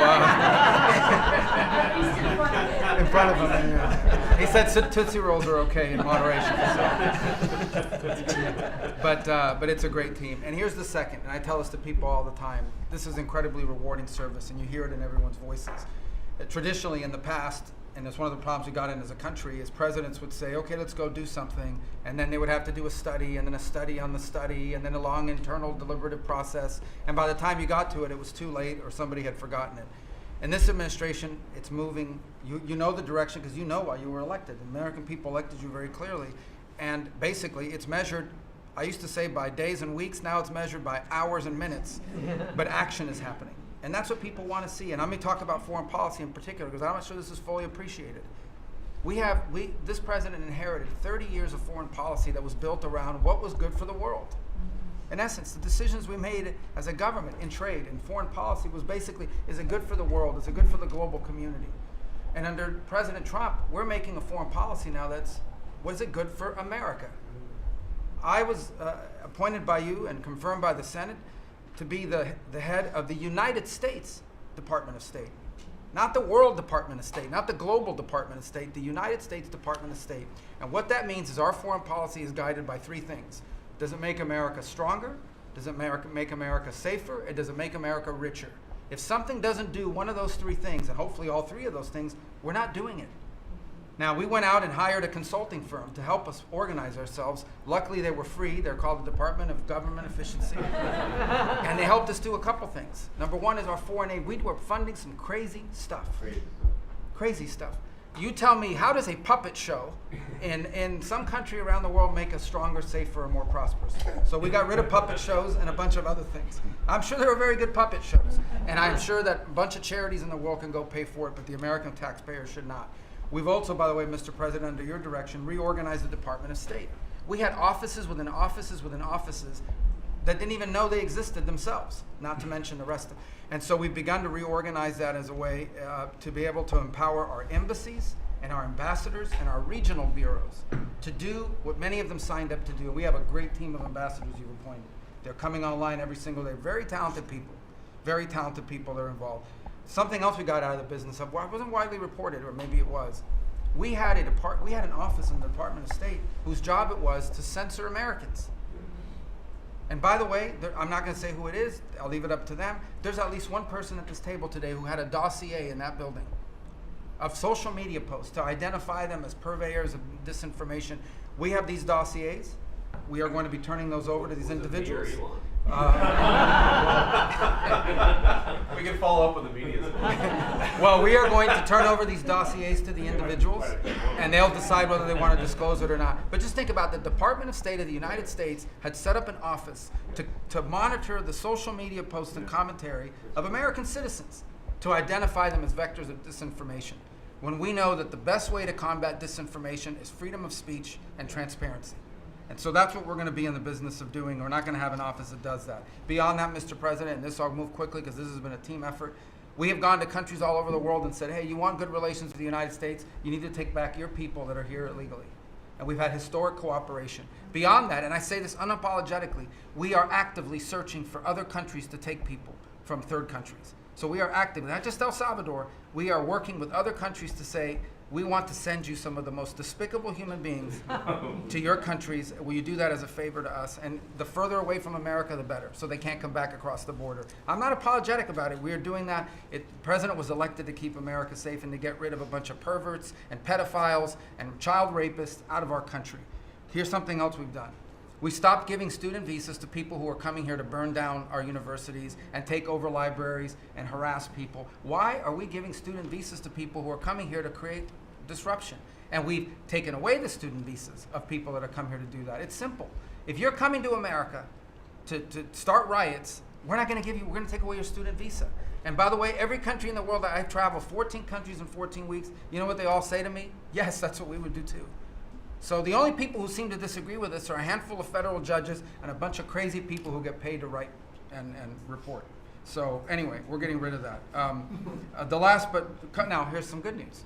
We're going to have the World Cup, the FIFA World Cup, the FIFA Club Cup, and then we're going to have the Olympics. So we have to have a Consular Affairs Bureau. We have very good, talented people there, but we are going to infuse technology, again, working with our consultants, to be able to, millions of people are coming into this country for this.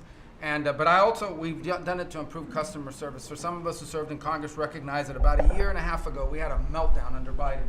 You couldn't get a passport. You have people calling, I have a cruise on Friday, my passport expires. In the month of March, we processed 2.78 million Americans, their passports.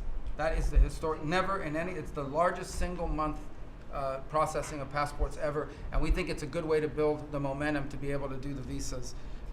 Two last points I want to make. We have a great team that you've built. I want to especially acknowledge Steve Woodcoff. This is a person that doesn't have to be doing what he's doing. He has a very good life in Miami, my hometown as well. He has worked incredibly hard, has done it without any agenda, and we need to acknowledge him. I want to acknowledge Mr. Boulos as well, who did something really great last week. They told us this war between the Democratic Republic of Congo and Rwanda is intractable. It can never happen. It will never happen. I sent Mr. Boulos, your envoy. A week later, I look on my schedule, the signing of a declaration of peace between the Democratic Republic of Congo and Rwanda. We signed it at the State Department last week. We hope it will lead now to a lasting, permanent peace that we hope to invite them back to Washington to sign. So two great, and we have a lot of good people working on our teams as well, but these are two great people. Mike Waltz alluded to this earlier, and this is the last point. In the first 100 days of the 47th presidency, 47 wrongfully detained Americans have been returned to the United States, thanks to your leadership and the diplomacy that was exercised to make that happen. 47 for the 47th president in the first 100 days, and that's all credit to you, Mr. President. Thank you for the honor to be able to serve alongside you, for you, and alongside all these excellent people. Thank you very much, Marco. Really great job. So, I've been involved in a lot of groups of people over the years, good groups, bad groups, all types of groups. But I have been involved in some incredible groups, but I've never been more proud and impressed, frankly. Impressed is maybe even more important but I've never been more proud or impressed than I am with this group. This is an amazing group of people, and I hope some of those television cameras were blazing and it was on so people could watch this because, frankly, no matter who you are, no matter where you come from, this is an impressive group of people. I sat around being somewhat competitive. I said, well, let's see, who did the best job, who did the worst job? And I determined that everybody is like the same, and there was no worst job. Everybody was outstanding. Everybody did a job. You couldn't pick a winner. The only thing you can say is nobody did a bad job or even a fair job. You're outstanding. And so I want to just congratulate you all. This is really something. And, we have a job to do. We've done a lot of work in this 100 days. We've established things that are going to start taking place in the next 100 days. I want to see what it's going to be like. I think we're going to have to do this in 100 days, Susie, and we're going to see some very big results from the things that we've done. But I just want to thank everybody. This is really very impressive, and I hope the people at home got to see some of it. Nobody's ever done public cabinet meetings.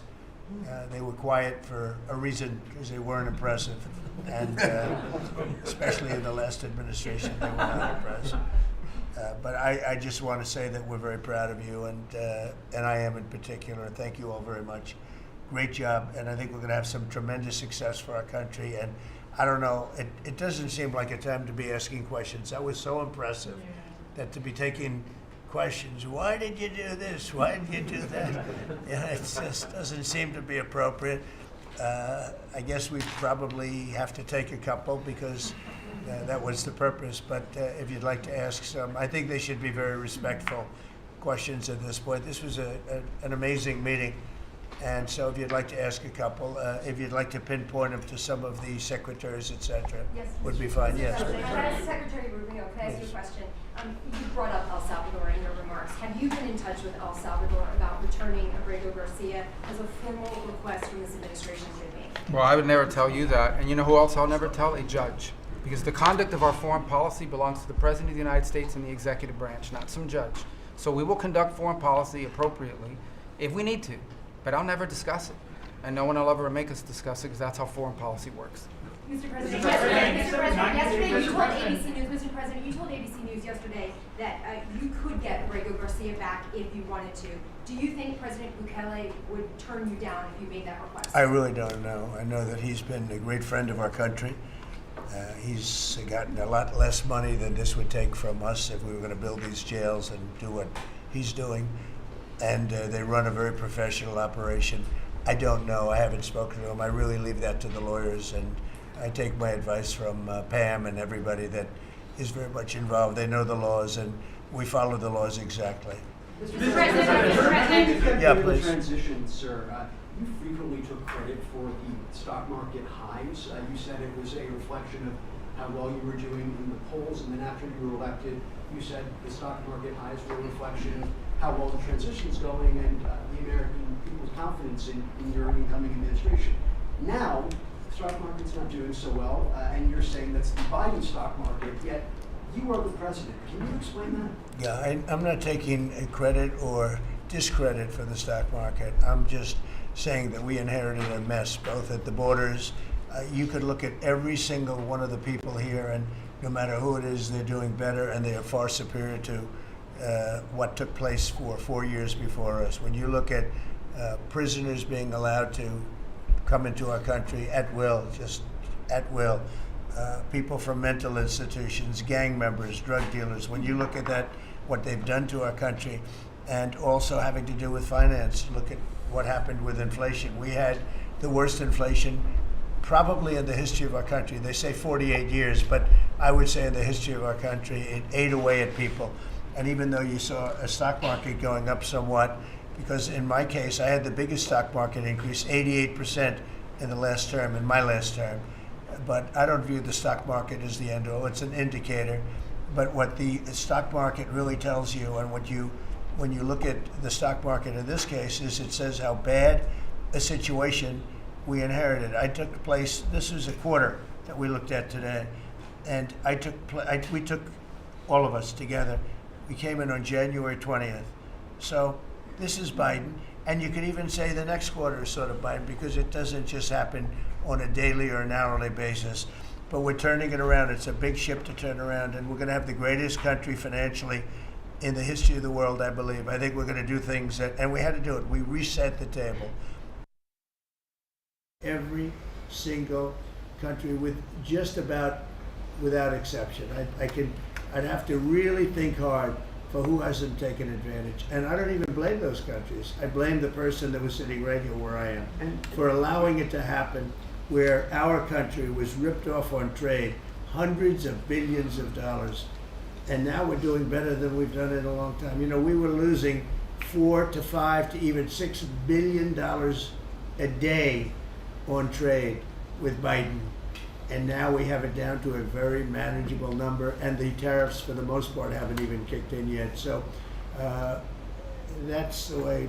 Stock markets, to me, are an indication, but the big indication is what's happening, and the people around the table know what's happening. The Ukraine deal is set to be signed in 24 hours or What? so. Say it. Is it true that the Ukraine minerals deal is about to be signed in the next 24 hours or so? There's some reports saying that. And if it's true, has the deal changed at all from the last time we've heard about it? Well, I'll ask Scott to answer the question because he's responsible for it. Yeah, our side's ready to sign. Ukrainians decided last night to make some last-minute changes.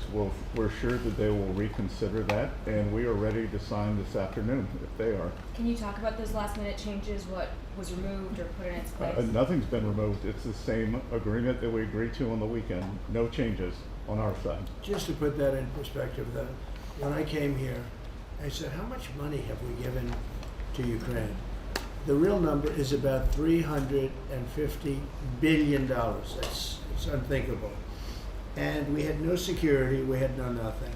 We were just pouring money there, unsecured money, putting it in banks, and anybody could have taken it out. You know, anybody over there, it was their decision.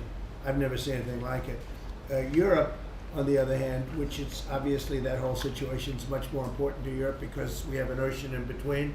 But Europe gave about $100 billion. It's a lot of money. It's a big sacrifice they made also. But they gave much less than we did. And their money is secured, totally secured, by deposits in banks. The deposits are largely Russian deposits. That's what Europe did, but their money is secured. So they gave $100 billion totally secured. We gave money like it's throwing it out the window. And it was done by Biden, and this is Biden's war. This isn't Trump's war. I'm trying to get out. And more than the money, they're losing about 5,000 young Russian and Ukrainian soldiers a week, mostly. There's some people also being killed in towns where missiles should not have been shot, small cities and towns. But we are trying to save the lives of about 5,000 young, mostly soldiers, that are losing their lives a week. I see satellite photos, probably off one of his satellites, come to think of it. But I see satellite photos every week of fields with arms and heads and legs scattered all over. It's a violent, violent, horrible situation. And more important than the money, I want to save the lives of people from other countries that are dying so stupidly, so needlessly, and they're dying. But I said, what are we doing? How did we get into this war? It would have never happened if I were president. Everybody knows, and it didn't happen for 4 years. Wasn't even thought of. I discussed it with President Putin a lot. Ukraine was the apple of his eye, but there was no way he was going to do anything. Zero chance.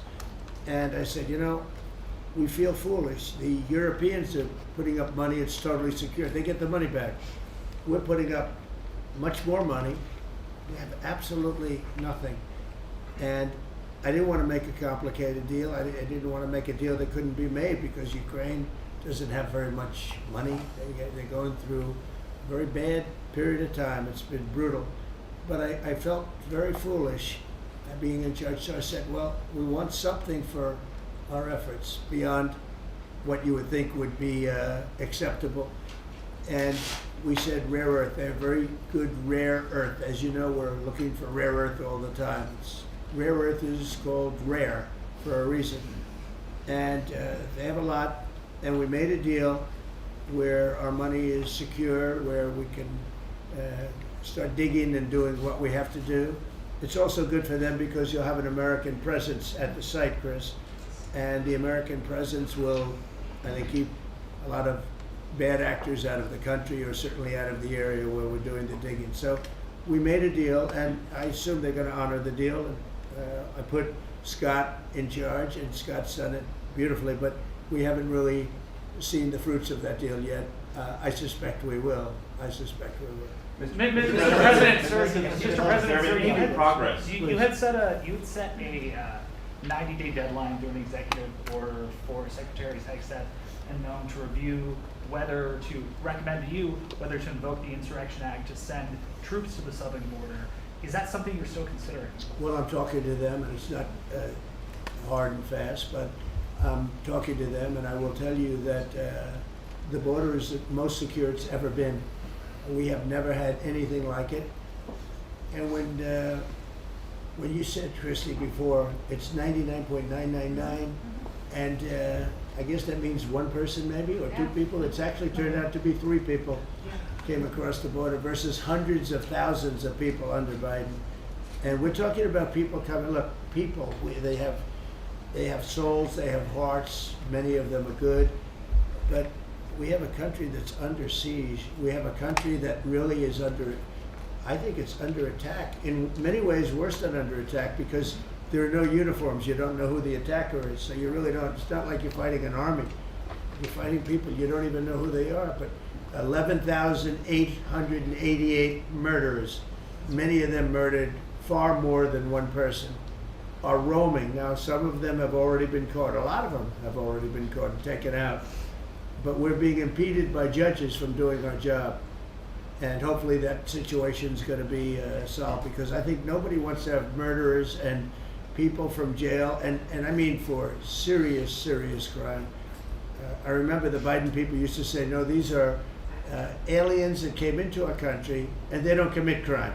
I said, they don't commit crime, they commit worse crime. They make our criminals. Some of these people that they've allowed in through open border policies, the dumbest thing I've ever seen. You can look at some of these people and you say, this is not going to end well. But the people that they've allowed into our country are making our criminals look like the nicest people on earth. I will tell you, these are serious criminals. These are violent criminals. These are people that would kill you and wouldn't lose an ounce of sleep, and they wake up the next morning and they don't even remember it. This is a rough, tough group of people, and we've got to get them out of our country. And the law says, I believe, I hope, and I think Pam will be very successful in proving it, but we've run into, I would call them rogue judges. Somebody could criticize me for that. These are rogue judges. These are radical left, generally radical left, horrible judges. And we didn't lose all of these people. You know, we've lost a lot of people to death and to rape, all sorts of crimes committed by the people that poured into our country. And they came in totally unimpeded.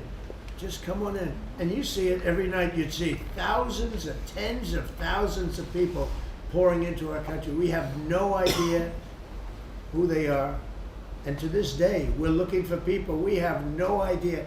We hear that we have terrorists in our country that are so bad, they couldn't stay in any other country, but we're getting them out. And the group between Pete and Christy and Tom Holman and everybody working together, the people that you would least suspect are reporting them, getting it, and the public is reporting them. The public is seeing.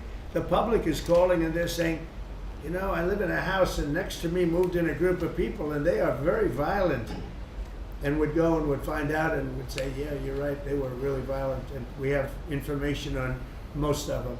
So I just think it's incredible what's taken place.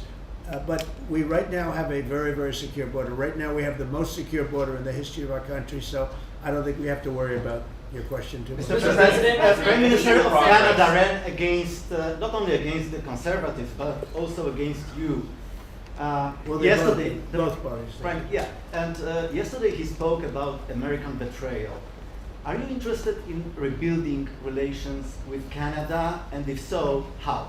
No, well, I think we're going to have a great relationship. He called me up yesterday. He said, "Let's make a deal." You know, he was running for office. They both hated Trump, and it was the one that hated Trump, I think, the least that won. I actually think the conservative hated me much more than the so-called liberal. He's a pretty liberal guy. Why do you think But no, I spoke to him yesterday. He couldn't have been nicer, and I congratulated him. You know, it was a very mixed signal because it's almost even, which makes it very complicated for the country. It's a pretty tight race, but he's a very nice gentleman, and he's going to come to the White House very shortly, within the next week or less. Mr. President. When will you speak to President Xi of China? When will you That'll speak to happen. him? I mean, look, right now, and I told you before, they're having tremendous difficulty because their factories are not doing business. They made $1 trillion with Biden, $1 trillion, even $1.1 trillion with Biden selling us stuff. Much of it we don't need. You know, somebody said, oh, the shelves are going to be open. Well, maybe the children will have $2 instead of $30, you know? And maybe the $2 will cost a couple of bucks more than they would normally. But we're not talking about something that we have to go out of our way. They have ships that are loaded up with stuff, much of which, not all of it, but much of which we don't need. And we have to make a fair deal. We've been ripped off by every country in the world, but China, I would say, is the leading one, the leading candidate for the chief ripper offer. There has never been a country that's been ripped off more than the United States of America under some of the dumbest leadership, and it usually starts with the president. And you can go back, and I'm not just talking about Biden. It's been the worst.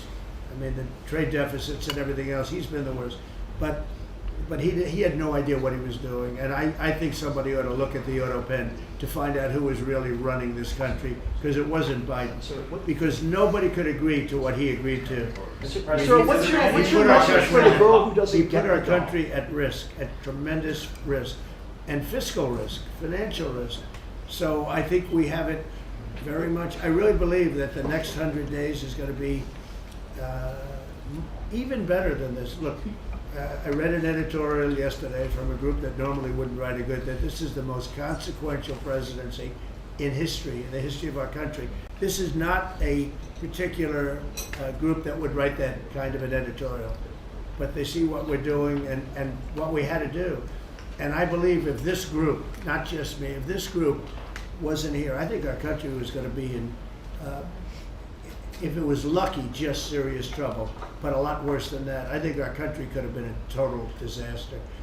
Bad things were happening with our country, and we've stemmed the tide, we've turned it around, but we're going to really turn it around over the next 3 years, 3.5 years, we're going to turn it around, and then hopefully it'll be in such great shape. That's my goal, to put it in such great condition that it can't be destroyed. Do you believe, you mentioned this last night in your speech in Macomb, that we're facing an unprecedented situation where there's a lot of abuses of nationwide injunctions, sort of seemingly designed to curtail your power, specifically when it comes to deporting these illegal, violent aliens that came in under the previous administration. Yeah. Have you spoken to your team about ways to mitigate this and continue to deliver for the American people on Well, that there aspect? are ways to mitigate it, and there's some very strong ways. There's one way that's been used by 3 very highly respected presidents, but we hope we don't have to go that route. But there is one way that has been used very successfully by 3 presidents, all highly respected, and hopefully we don't have to go that way. But there are ways of mitigating that.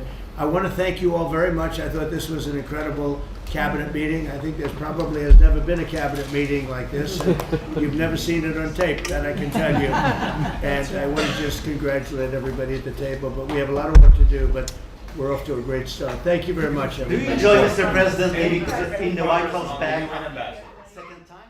How's your life here? Thank you, everybody. I'm working hard. I like my life. I'm working hard, but I like it because we're doing a lot of good for a lot of people. Thank you very much. Thank you. Thank you.